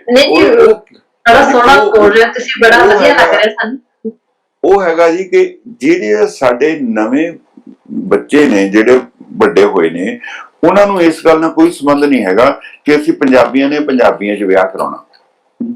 ਉਹ ਗੋਰਿਆਂ ਨਾਲ ਵਿਆਹ ਕਰਾਉਂਦੇ ਆ, ਉਹ ਕਾਲਿਆਂ ਨਾਲ ਵੀ ਕਰਾਉਂਦੇ ਆ, ਉਹ ਡਿਫਰੈਂਟ ਰੇਸਸ ਦੇ ਵਿੱਚ ਸਾਰਿਆਂ ਦੇ ਵਿੱਚ ਵਿਆਹ ਕਰਾਉਂਦੇ ਆ। ਇੱਕ ਸਾਡਾ ਦੋਸਤ ਹੈ, ਉਹਦੀ ਬੇਟੀ ਨੇ ਵਿਆਹ ਕਰਾਇਆ ਇੱਕ ਅੰਗਰੇਜ਼ ਦੇ ਨਾਲ, ਮੁੰਡੇ ਨਾਲ। ਔਰ ਉਹਨਾਂ ਨੇ ਉਹ ਜਿਹੜਾ ਵਿਆਹ ਆ, ਇਹ ਡੈਸਟੀਨੇਸ਼ਨ ਮੈਰਿਜ ਕੀਤੀ ਆ। ਇਹ ਅਗਲਾ ਪੜਾਅ ਆ। ਡੈਸਟੀਨੇਸ਼ਨ ਮੈਰਿਜ ਇੱਥੇ ਵੀ ਹੋਣ ਲੱਗ ਪਈਆਂ, ਪੰਜਾਬ 'ਚ, ਇੰਡੀਆ 'ਚ ਵੀ ਡੈਸਟੀਨੇਸ਼ਨ ਮੈਰਿਜ ਹੋਣ ਲੱਗ ਪਈਆਂ। ਇੱਥੇ ਹਾਲੇ ਥੋੜਾ ਜਿਹਾ ਵੀ ਜੇ ਡੈਸਟੀਨੇਸ਼ਨ ਮੈਰਿਜ ਹੋ ਰਹੀ ਹੈ, ਜਿਵੇਂ ਕੋਈ ਪਾਰਟੀਆਂ ਨੇ, ਕੋਈ ਕੁੜੀ ਲੁਧਿਆਣੇ ਦੀ ਆ, ਮੁੰਡਾ ਦਿੱਲੀ ਦਾ ਹੈ, ਤਾਂ ਉਹਨਾਂ ਨੇ ਕਰਨਾਲ ਦੇ ਵਿੱਚ ਡੈਸਟੀਨੇਸ਼ਨ ਮੈਰਿਜ ਕਰ ਲਈ, ਉੱਥੇ ਪੂਰਾ ਹੋਟਲ ਬੁੱਕ ਕਰਾ ਲੈਂਦੇ ਆ। ਪਰ ਉਹ ਜਿਹੜਾ ਖਰਚਾ ਆ, ਉਹ ਮਤਲਬ ਉਹ ਜਿਹਨਾਂ ਦੇ ਵਿਆਹ ਆ ਆਪਣੇ ਰਿਸ਼ਤੇਦਾਰਾਂ ਨੂੰ ਦਿੰਦੇ ਆ, ਉਹਨਾਂ ਦੇ ਐਡਰੈਸ ਨੇ, ਉਹਨਾਂ ਦੀ ਪਲੈਨਿੰਗ ਆ, 4 ਦਿਨ ਸਾਰੇ ਉੱਤੇ ਰਹਿੰਦੇ ਆ। ਜਿਹੜੀ ਇਹ ਡੈਸਟੀਨੇਸ਼ਨ ਮੈਰਿਜ ਦੇਖੀ ਹੈ, ਇਹ ਮੈਰਿਜ ਦੇ ਵਿੱਚ ਕੀ ਸੀਗਾ ਕਿ ਉਹਨਾਂ ਨੇ ਬਾਲੀ ਦੇ ਵਿੱਚ ਜਾ ਕੇ ਇੰਡੋਨੇਸ਼ੀਆ 'ਚ ਮੈਰਿਜ ਕੀਤੀ ਆ। ਔਰ ਉੱਥੇ ਮਤਲਬ ਸੱਚੀ ਤੁਹਾਨੂੰ ਗੱਲ ਦੱਸਾਂ ਕਿ ਬੜੇ ਸਾਲਾਂ ਬਾਅਦ ਸਾਰੀਆਂ ਰਸਮਾਂ ਹੁੰਦੀਆਂ ਦੇਖੀਆਂ। ਔਰ ਉੱਥੇ 100 ਦੇ ਕਰੀਬ ਗੋਰੇ ਗੋਰੀਆਂ ਮੁੰਡੇ ਸੀਗੇ, ਤੇ ਬਾਕੀ ਆਪਣੇ ਅਸੀਂ ਤਾਂ 14-15 ਜਣੇ ਸੀਗੇ ਟੋਟਲ ਪੰਜਾਬੀ ਜਿਹੜੇ ਸੀਗੇ। ਤੇ ਉਹ ਸਾਰੀਆਂ ਰਸਮਾਂ ਉੱਥੇ ਉਹਨਾਂ ਨੇ ਕੀਤੀਆਂ। ਪਲੱਸ ਉੱਥੇ ਜਿਹੜੀ ਸਭ ਤੋਂ ਵੱਡੀ ਗੱਲ ਸੀ ਕਿ ਵਿਆਹ ਦਾ ਖਰਚਾ ਹੀ ਬੜਾ ਘੱਟ ਸੀ। ਕਾਰਨ ਇਹ ਆ ਕਿ ਜਿਹੜੇ ਹੋਟਲ 'ਚ ਜਾਂ ਜਿੱਥੇ ਵੀ ਰਹਿ ਰਿਹਾ, ਉਹ ਆਪਣਾ ਪੇ ਕਰ ਰਿਹਾ। ਉਹ ਗੈਸਟ ਜਿਹੜਾ ਆ, ਉਹ ਹੀ ਪੇ ਕਰ ਰਿਹਾ, ਤੁਸੀਂ ਨਹੀਂ ਕਰ ਰਹੇ। ਉਹ ਸਿਰਫ ਸਾਂਝੀ ਰੋਟੀ, ਜਿਹੜੀ ਸਾਦੀ ਰੋਟੀ ਆ, ਉਹ ਸਾਦੀ ਮਤਲਬ ਰੀਜ਼ਨੇਬਲ ਜੀ ਰੋਟੀ ਹੈਗੀ ਆ। ਪੰਜਾਬ ਵਾਂਗੂ ਆ ਕੌਣ ਨਹੀਂ ਪਾਇਆ, 250 ਕਿਸਮ ਦੀ ਡਿਸ਼ ਹੈ ਨਾ। ਉੱਥੇ ਉਹੀ 4-5 ਚੀਜ਼ਾਂ ਜਿਹੜੀਆਂ ਹੁੰਦੀਆਂ ਨੇ, ਇੰਨੀਆਂ ਹੈਗੀਆਂ। ਤੇ ਉਹ ਡੈਸਟੀਨੇਸ਼ਨ ਮੈਰਿਜ ਦੇ ਵਿੱਚ ਜਿਹੜੀ ਕਮਾਲ ਦੀ ਗੱਲ ਸੀ ਕਿ ਜਿੰਨੇ 100 ਦੇ ਕਰੀਬ, 100-125 ਜਿੰਨੇ ਮੈਂਬਰ ਸੀਗੇ ਜਿਹੜੇ ਆਏ ਸੀ, ਗੈਸਟ ਸੀਗੇ ਸਣੇ ਸਾਡੇ, ਉਹਨਾਂ ਨੇ ਸਾਰੀਆਂ ਰਸਮਾਂ ਪਹਿਲੇ ਗਾਉਣ ਤੋਂ ਲੈ ਕੇ, ਪਹਿਲਾ ਜਿਹੜਾ ਘਰੇ ਗੀਤ ਸੰਗੀਤ ਹੈ, ਲੇਡੀ ਸੰਗੀਤ ਜਿਹਨੂੰ ਕਹਿੰਦੇ ਆ, ਉੱਥੋਂ ਲੈ ਕੇ ਹਲਦੀ ਤੱਕ ਸਾਰੀਆਂ ਹੀ ਰਸਮਾਂ, ਮਤਲਬ ਮੈਨੂੰ ਆਪਣੇ ਇੱਕ ਫਿਲਮ ਵਾਂਗੂ ਦੁਬਾਰਾ ਦੇਖਣ ਦਾ ਮੌਕਾ ਮਿਲਿਆ। ਔਰ ਜਿਹੜੀ ਇਹ ਚੀਜ਼ ਹੈਗੀ ਹੈ ਡੈਸਟੀਨੇਸ਼ਨ ਮੈਰਿਜ ਦਾ ਮਤਲਬ ਹੈ ਕਿ ਜਿੰਨੇ ਬੰਦੇ ਆਏ ਆ, ਉਹਨਾਂ ਦੀ 100% ਇਨਵੋਲਵਮੈਂਟ ਹੈ। ਇਹ ਨਹੀਂ ਹੈਗਾ ਵੀ ਜਿੱਦਾਂ ਹੁਣ ਇੱਥੇ ਸੀ ਵੀ ਗਏ ਤੇ ਜਿਵੇਂ ਮੈਡਮ ਨੇ ਕਿਹਾ ਜਾਓ ਤੇ ਤੁਸੀਂ ਆਪਣਾ ਸ਼ਗਨ ਫੜਾਓ। ਕਈ ਵਾਰੀ ਤਾਂ ਤੁਹਾਨੂੰ ਸ਼ਗਨ ਫੜਾਉਣ ਨਾਲ ਲੱਭਦਾ। 2-3 ਵਾਰੀ ਤਾਂ ਸਾਡੇ ਨਾਲ ਇਹ ਹੋਇਆ ਵੀ ਜਿਹਦੇ ਵਿਆਹ ਤੇ ਗਏ ਉਹਨੂੰ ਤਾਂ ਅਸੀਂ ਜਾਣਦੇ ਸੀ, ਹੋਰ ਕਿਸੇ ਨੂੰ ਜਾਣਦੇ ਨਹੀਂ। ਇਹ ਵੀ ਨਹੀਂ ਸੀ ਪਤਾ ਵੀ ਸ਼ਗਨ ਕਿਹਨੂੰ ਫੜਾਈਏ। ਤੇ ਉਹ ਅੱਜ ਕੱਲ੍ਹ ਲੇਟ ਆਉਂਦੇ ਆ, ਕੋਈ 12 ਵਜੇ ਆਉਂਦਾ, ਕਿੰਨੇ ਆਉਂਦਾ। ਤੇ ਉਹ ਸ਼ਗਨ ਫੜਾਉਣ ਦਾ ਵੀ ਨਹੀਂ ਸੀਗਾ, ਮੈਂ ਉੱਥੇ ਖਾ ਪੀ ਕੇ ਤੇ ਮੁੜ ਕੇ ਆ ਗਿਆ ਤੇ ਸ਼ਗਨ ਤੀਜੇ ਦਿਨ ਉਹਨਾਂ ਦੇ ਘਰੇ ਭੇਜਿਆ। ਤੇ ਉਹ ਮਤਲਬ ਜਿਹੜਾ ਹੁਣ ਜਿਹੜੇ ਆਉਣ ਵਾਲਾ ਜਿਹੜਾ ਸਮਾਂ ਆ, ਆਉਣ ਵਾਲੇ ਸਮੇਂ ਦੇ ਵਿੱਚ ਜਿਹੜੀ ਜਨਰੇਸ਼ਨ ਪੰਜਾਬ ਤੋਂ ਬਾਹਰ ਪੈਦਾ ਹੋ ਰਹੀ ਆ, ਜਿਹੜੀ ਜਨਰੇਸ਼ਨ ਪੰਜਾਬ ਤੋਂ ਬਾਅਦ ਪਲ ਰਹੀ ਆ, ਜਾਂ ਜਿਨ੍ਹਾਂ ਨੇ ਵਿਆਹ ਕਰਾਉਣੇ ਆ, ਜਿਵੇਂ ਉਹਨਾਂ ਨੇ ਕਿਹਾ ਕਿ ਵਿਚੋਲਿਆਂ ਦੀ ਤਾਂ ਲੋੜ ਖਤਮ ਨਹੀਂ ਹੋ ਗਈ ਆ, ਵਿਚੋਲੇ ਦਾ ਹੁੰਦਾ ਹੀ, ਵਿਚੋਲੇ ਦਾ ਮਤਲਬ ਹੁੰਦਾ ਵਿੱਚ ਓਲਾ, ਤੇ ਓਲਾ ਰੱਖ ਕੇ ਗੱਲ ਕੀਤੀ ਜਾਂਦੀ ਸੀਗੀ। ਸਾਡੇ ਨਾਲ ਵੀ 2-3 ਵਾਰੀ ਇਸ ਤਰ੍ਹਾਂ ਹੋ ਚੁੱਕੀ ਆ, ਐਂ ਬੰਦਾ ਲਾਲਚ ਕਰ ਜਾਂਦਾ ਵਿਚੋਲਾ ਬਣਨ ਦਾ, ਪਰ ਲੋੜ ਨਹੀਂ ਰਹਿ ਗਈ। ਤੇ ਆਉਣ ਵਾਲੇ ਸਮੇਂ 'ਚ ਜਿਹੜਾ ਮੈਂ ਦੇਖ ਰਿਹਾ ਕਿ 80% ਤੋਂ ਉੱਤੇ ਜਿਹੜੇ ਵਿਆਹ ਨੇ ਉਹ ਡੈਸਟੀਨੇਸ਼ਨ ਮੈਰਿਜਸ ਹੋਣੀਆਂ ਨੇ, ਕਿਉਂਕਿ ਜਿਹੜੀ ਨਵੀਂ ਜਨਰੇਸ਼ਨ ਹੈ ਉਹਨਾਂ ਦੇ ਵਿੱਚ ਉਹ ਜਿੱਦਾਂ ਪ੍ਰੀ ਵੈਡਿੰਗ ਦਾ, ਜਿੱਦਾਂ ਤੁਸੀਂ ਗੱਲ ਕੀਤੀ ਆ, ਪ੍ਰੀ ਵੈਡਿੰਗ ਦਾ ਰਿਵਾਜ ਪਿਛਲੇ 6-7 ਸਾਲਾਂ ਤੋਂ ਬਹੁਤ ਜ਼ਿਆਦਾ ਵਧਿਆ, ਔਰ ਇੱਕ ਪ੍ਰੀ ਵੈਡਿੰਗ ਉੱਤੇ ਕਈ ਵਾਰੀ 5-5, 6-6 ਲੱਖ ਰੁਪਏ ਖਰਚਾ ਜਾ ਰਿਹਾ। ਸੋ ਇਸ ਤਰ੍ਹਾਂ ਜਿਹੜਾ ਆਉਣ ਵਾਲਾ ਸਮਾਂ ਜੋ ਮੈਂ ਸੋਚ ਉਹ ਹੈਗਾ ਜਿਹੜੀ ਡੈਸਟੀਨੇਸ਼ਨ ਮੈਰਿਜ ਦਾ। ਔਰ ਡੈਸਟੀਨੇਸ਼ਨ ਮੈਰਿਜਸ ਜਿਹੜੀਆਂ ਨੇ, ਜਿਵੇਂ ਤੁਹਾਡੇ ਬੱਚੇ ਆ ਨਾ, ਮੈਨੂੰ ਪੂਰੀ ਉਮੀਦ ਹੈ ਵੀ ਇਹ ਇਦਾਂ ਹੀ ਹੋਣੀਆਂ, ਗਾਹਾਂ ਇਹ ਡੈਸਟੀਨੇਸ਼ਨ ਮੈਰਿਜਸ ਹੀ ਹੋਣੀਆਂ। ਵੈਸੇ ਤਾਂ ਉਹ ਵੀ ਸੌਖਾ ਕੰਮ ਹੀ ਆ, ਤੇ ਪਰ ਉਹਦੇ ਵਿੱਚ ਸਿਰਫ ਤੇ ਸਿਰਫ ਜਿਹੜੀ ਗੱਲ ਦਾ ਮੈਨੂੰ ਸਲੇਸ ਹੈ, ਜਾਂ ਜਿਹੜੀ ਗੱਲ ਦੀ ਮੈਨੂੰ ਆਸ ਹੈ, ਉਹ ਹੈ ਕਿ ਸਾਡੀਆਂ ਜਿਹੜੀਆਂ ਰਸਮਾਂ ਨੇ, ਉਹ ਸਾਰੀਆਂ ਰਸਮਾਂ ਜਿਹੜੀਆਂ ਨੇ, ਉਹ ਰਸਮਾਂ ਸਾਰੀਆਂ ਉਹਦੇ ਵਿੱਚ ਰਿਵਾਈਵ ਹੋਣਗੀਆਂ। ਇਹੀ ਇੱਕ ਪੋਜ਼ਿਟਿਵ ਨੋਟ ਮੈਨੂੰ ਦਿਖ ਰਿਹਾ ਜੀ।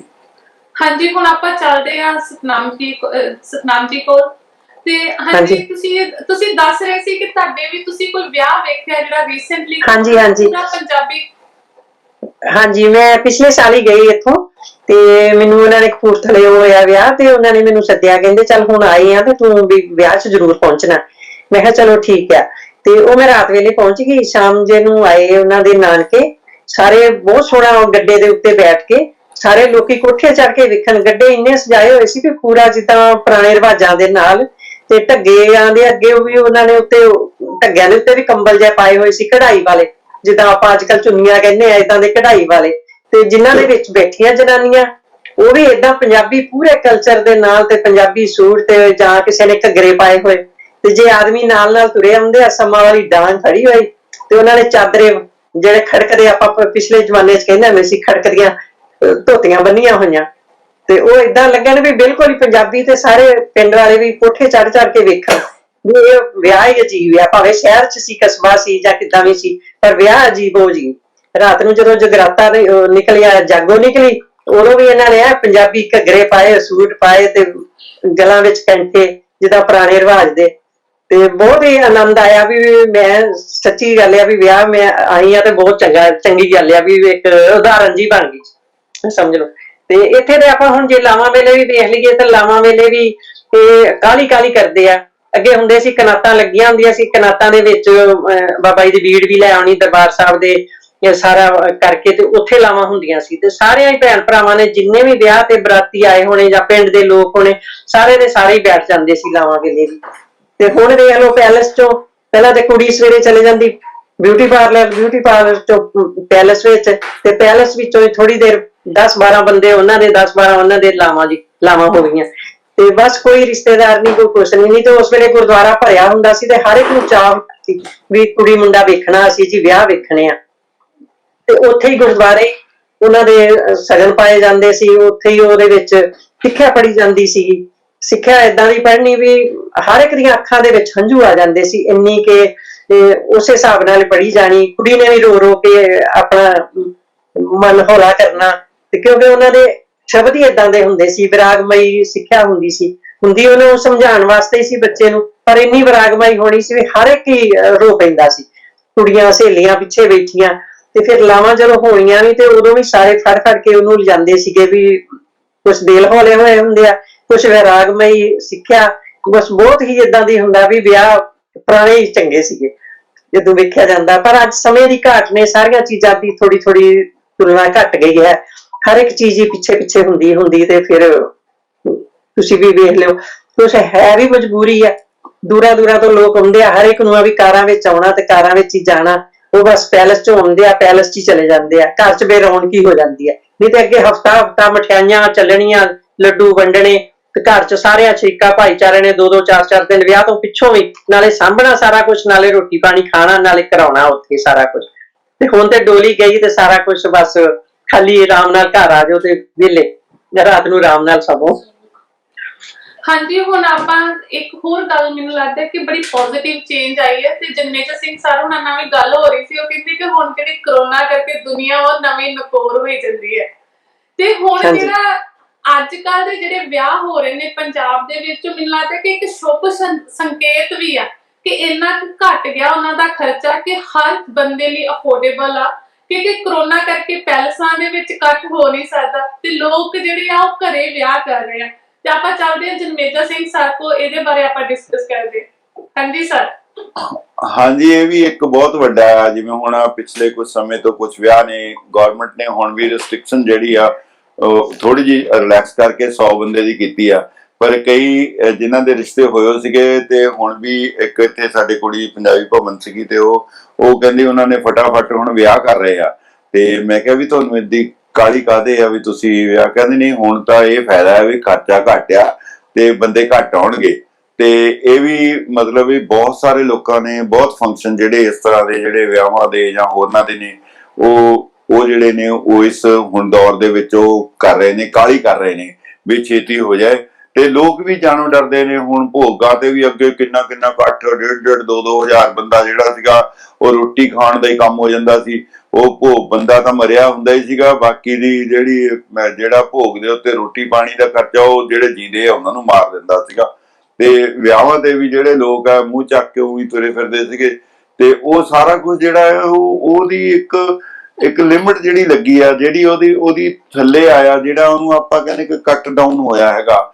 ਇਹ ਇੱਕ ਚੰਗਾ ਆ ਸੰਕੇਤ ਹੈ, ਕਿਉਂਕਿ ਲੋਕਾਂ ਨੂੰ ਹੁਣ ਇਹ ਲੱਗਣ ਲੱਗ ਪਿਆ ਕਿ ਬਹੁਤ ਕੁਝ ਜਿਹੜਾ ਆ ਅਸੀਂ ਐਵੇਂ ਕਰੀ ਜਾਂਦੇ ਸੀਗੇ ਜਿਹਦੀ ਲੋੜ ਹੀ ਨਹੀਂ।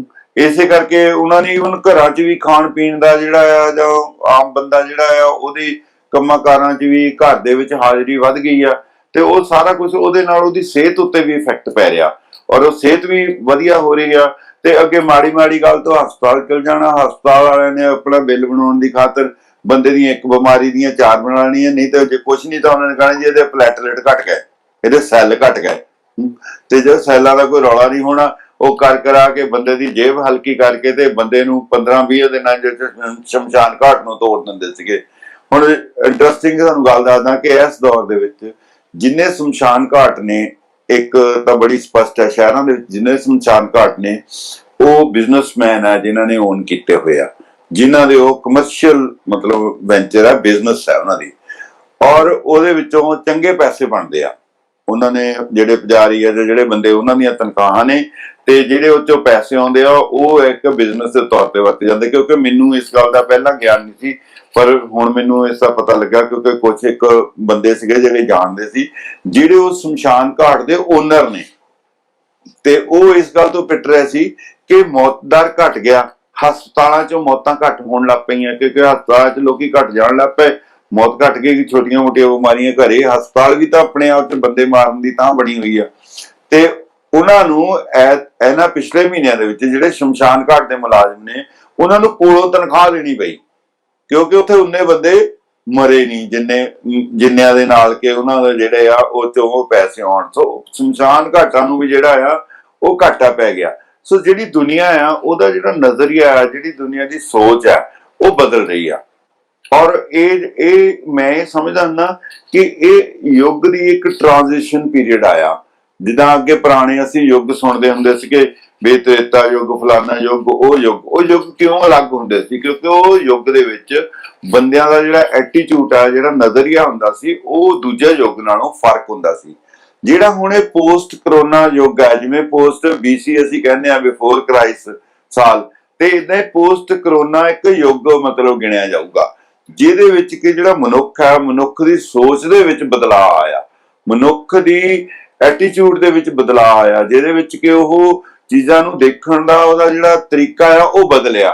ਉਹਨੂੰ ਰਿਸ਼ਤਿਆਂ ਦੀ ਜਿਹੜੀ ਅਹਿਮੀਅਤ ਹੈ ਉਹ ਸਮਝ ਆਉਣ ਲੱਗੀ ਆ, ਉਹਨੂੰ ਮਤਲਬ ਜਿਹੜੀ ਟੈਕਨੋਲੋਜੀ ਆ ਉਹਦੀ ਸਮਝ ਆਉਣ ਲੱਗੀ, ਉਹਨੂੰ ਪੋਲੀਟੀਕਲੀ ਰਾਜ ਸੱਤਾ ਦੇ ਵਿੱਚ ਕੀ ਹੋ ਰਿਹਾ ਉਹਨੂੰ ਉਹਦੀ ਸਮਝ ਆਉਣ ਲੱਗੀ ਆ, ਉਹਨੂੰ ਮਾਰੂ ਕੌਣ ਹੈ, ਉਹਦੀ ਜਿਹੜੀ ਆਰਥਿਕਤਾ ਆ ਉਹ ਕਿਹੜੀਆਂ ਚੀਜ਼ਾਂ ਚੋਂ ਆਰਥਿਕਤਾ ਜਿਹੜੀ ਆ ਉਹਨੂੰ ਦਬਾਉਂਦੀ ਆ, ਉਹਨੂੰ ਉਹਦੀ ਸਮਝ ਆਉਣ ਲੱਗੀ ਆ। ਜਿਵੇਂ ਹੁਣ ਕਰੋਨਾ ਦੇ ਵਿੱਚ ਜਿਹੜੀ ਸਭ ਤੋਂ ਵੱਧ ਮਾਰ ਉਹਨਾਂ ਬਿਜ਼ਨਸ ਨੂੰ ਪਈ ਆ ਜਿਹੜੀਆਂ ਬਿਜ਼ਨਸ ਜਿਹੜੀਆਂ ਨੇ ਸਾਡੀ ਐਂਟਰਟੇਨਮੈਂਟ, ਸਾਡੇ ਰਸਮੋ ਰਿਵਾਜਾਂ ਨਾਲ, ਸਾਡੀ ਟੌਰ ਬਣਾਉਣ ਦੀ ਇੱਛਾ ਦੇ ਨਾਲ ਵੀ ਲੋਕ ਕੀ ਕਹਿਣਗੇ ਤਾਂ ਕਰਨਾ, ਮਤਲਬ ਅਸੀਂ ਜੋ ਕੁਝ ਓਵਰ ਕਰਦੇ ਸੀਗੇ। ਉਹ ਬਿਜ਼ਨਸ ਮਰੀਆਂ ਨੇ ਜਿਹੜੀਆਂ ਇਹਨਾਂ ਚੀਜ਼ਾਂ ਨੂੰ ਕੇਟਰ ਕਰਦੀਆਂ ਸੀ, ਵੀ ਟੈਂਟ ਹਾਊਸ ਵਾਲੇ ਆ, ਵਿਆਹਾਂ ਵਾਲੇ ਆ, ਕੱਪੜਿਆਂ ਵਾਲੇ ਆ, ਲਹਿੰਗਿਆਂ ਵਾਲੇ ਆ, ਹੋਰ ਸਾਰਾ ਕੁਝ ਹੈ। ਇਹ ਜਿਹੜੀਆਂ ਚੀਜ਼ਾਂ ਜਿਨ੍ਹਾਂ ਦੇ ਵਿੱਚ ਹਾਈ ਪ੍ਰੋਫਿਟ ਸੀ, ਉਹ ਸਾਰੀਆਂ ਜਿਹੜੀਆਂ ਚੀਜ਼ਾਂ ਨੇ ਉਹਨਾਂ ਸਾਰੀਆਂ ਚੀਜ਼ਾਂ ਤੇ ਇਫੈਕਟ ਪਿਆ। ਸੋ ਜਿਹੜੇ ਲੋਕ ਜਿਹੜੇ ਕੰਮਕਾਰ ਕਰਦੇ ਆ, ਜਿਵੇਂ ਰੈਸਟੋਰੈਂਟ ਵਾਲੇ ਆ ਜਾਂ ਹੋਟਲਾਂ ਵਾਲੇ ਆ, ਉਹਨਾਂ ਨੂੰ ਇਹ ਪਤਾ ਲੱਗ ਗਿਆ ਕਿ ਸਾਨੂੰ ਕੁਝ ਇਹੋ ਜਿਹਾ ਸੋਚਣਾ ਪੈਣਾ ਜਿਨ੍ਹਾਂ ਚੀਜ਼ਾਂ ਦੀ ਲੋਕਾਂ ਨੂੰ ਲਗਾਤਾਰ ਲੋੜ ਪਵੇ। ਔਰ ਲਗਾਤਾਰ ਲੋੜ ਕੀ ਪੈਣੀ ਆ? ਜਿਹੜੀਆਂ ਕਿ ਜੀਵਨ ਜਿਉਣ ਲਈ ਜ਼ਰੂਰੀ ਚੀਜ਼ਾਂ ਨੇ। ਸੋ ਜਿਹੜਾ ਆਉਣ ਵਾਲਾ ਸਮਾਂ ਆ, ਆਉਣ ਵਾਲੇ ਸਮੇਂ ਦੇ ਵਿੱਚ ਸਾਨੂੰ ਬਹੁਤ ਕੁਝ ਜਿਹੜਾ ਹੈਗਾ ਆ ਉਹ ਨਵਾਂ ਦੇਖਣ ਨੂੰ ਮਿਲੇਗਾ। ਸਾਡਾ ਜਿਹੜਾ ਕਲਚਰ ਆ ਉਹ ਵੀ ਰਿਵਾਈਵ ਹੋਵੇਗਾ। ਤੇ ਅੱਜ ਵੀ ਸਾਡੀ ਲੋਕਧਾਰਾ ਦੀ ਇਦੋਂ ਪਹਿਲਾਂ ਮੀਟਿੰਗ ਸੀਗੀ, ਉੱਥੇ ਵੀ ਇਹੀ ਗੱਲ ਸੀਗੀ, ਅਸੀਂ ਗੱਲ ਕਰ ਰਹੇ ਸੀਗੇ। ਉਹਦੇ ਵਿੱਚ ਵੀ ਅਸੀਂ ਇਹੀ ਕਰ ਰਹੇ ਸੀ ਕਿ ਕਿਵੇਂ ਜਿਹੜਾ ਹੈਗਾ, ਕਿਵੇਂ ਨਵੇਂ ਬੱਚਿਆਂ ਨੂੰ ਆਪਣੇ ਨਾਲ ਜੋੜਿਆ ਜਾਵੇ, ਕਿਵੇਂ ਉਹਨਾਂ ਨੂੰ ਭਾਸ਼ਾ ਨਾਲ, ਜਿਵੇਂ ਹੁਣ ਵਿਦੇਸ਼ਾਂ ਦੇ ਵਿੱਚ ਜਿਹੜੇ ਤੁਸੀਂ ਗਏ ਹੋ ਜਾਂ ਹੋਰ ਗਏ ਆ ਜਾਂ ਸਾਡੇ ਹੀ ਬੱਚੇ ਗਏ ਆ, ਉੱਥੇ ਪੰਜਾਬੀ ਦੀ ਅਹਿਮੀਅਤ ਸਮਝ ਆ ਰਹੀ ਆ, ਜਿਹੜੀ ਕਿ ਪੰਜਾਬ ਦੇ ਵਿੱਚ ਵੀ ਹੁਣ ਸ਼ੁਰੂ ਹੋਈ ਆ। ਪਹਿਲਾਂ ਬਿਲਕੁਲ ਹੀ ਪੰਜਾਬ ਦੇ ਵਿੱਚ ਖਤਮ ਹੋ ਗਈ ਸੀ, ਕੋਈ ਪੁੱਛਦਾ ਨਹੀਂ ਸੀਗਾ, ਪਰ ਹੁਣ ਜਿਹੜੀ ਆ ਅਹਿਮੀਅਤ। ਔਰ ਉਹਦੀ ਤੁਹਾਨੂੰ ਇੱਕ ਇੰਟਰਸਟਿੰਗ ਐਗਜ਼ਾਮਪਲ ਦਿੰਦਾ ਪ੍ਰੀਤ ਜੀ, ਕਿ ਪਰਸੋਂ ਮੈਨੂੰ ਇੱਕ ਫੋਨ ਆਇਆ ਇੱਧਰੋਂ ਅਮਰੀਕਾ ਤੋਂ, ਤੇ ਕਹਿੰਦੇ ਜੀ ਤੁਹਾਡੇ ਕੋਲ ਸੁਣਿਆ ਵੀ ਬੱਚਿਆਂ ਦੇ ਪੜ੍ਹਨ ਵਾਲੀਆਂ, ਬੱਚਿਆਂ ਲਈ ਕਿਤਾਬਾਂ, ਪੋਸਟਰ ਹੁੰਦੇ ਨੇ। ਮੈਂ ਕਿਹਾ ਹਾਂਜੀ, ਵੀ ਅਸੀਂ ਤਾਂ ਚਲੋ ਜੋ ਕੁਛ ਕਰਨ ਜੋਗੇ ਆ ਕਰੀ ਜਾਂਦੇ ਆ, ਵੀ ਲੱਭਦੇ ਆ। ਕਹਿੰਦੇ ਜੀ ਮੈਂ ਆਪਣੀ ਬੇਟੀ ਲਈ ਲੈਣੇ ਨੇ, ਤੇ ਕਿੱਦਾਂ ਮੈਨੂੰ ਮਿਲ ਸਕਦੇ ਆ? ਮੈਂ ਕਿਹਾ ਵੀ ਕਿੰਨੇ ਸਾਲ ਦੀ ਆ ਤੁਹਾਡੀ ਬੇਟੀ? ਕਹਿੰਦਾ ਜੀ ਹਾਲੇ ਤਾਂ 4 ਦਿਨ ਦੀ ਹੋਈ ਆ।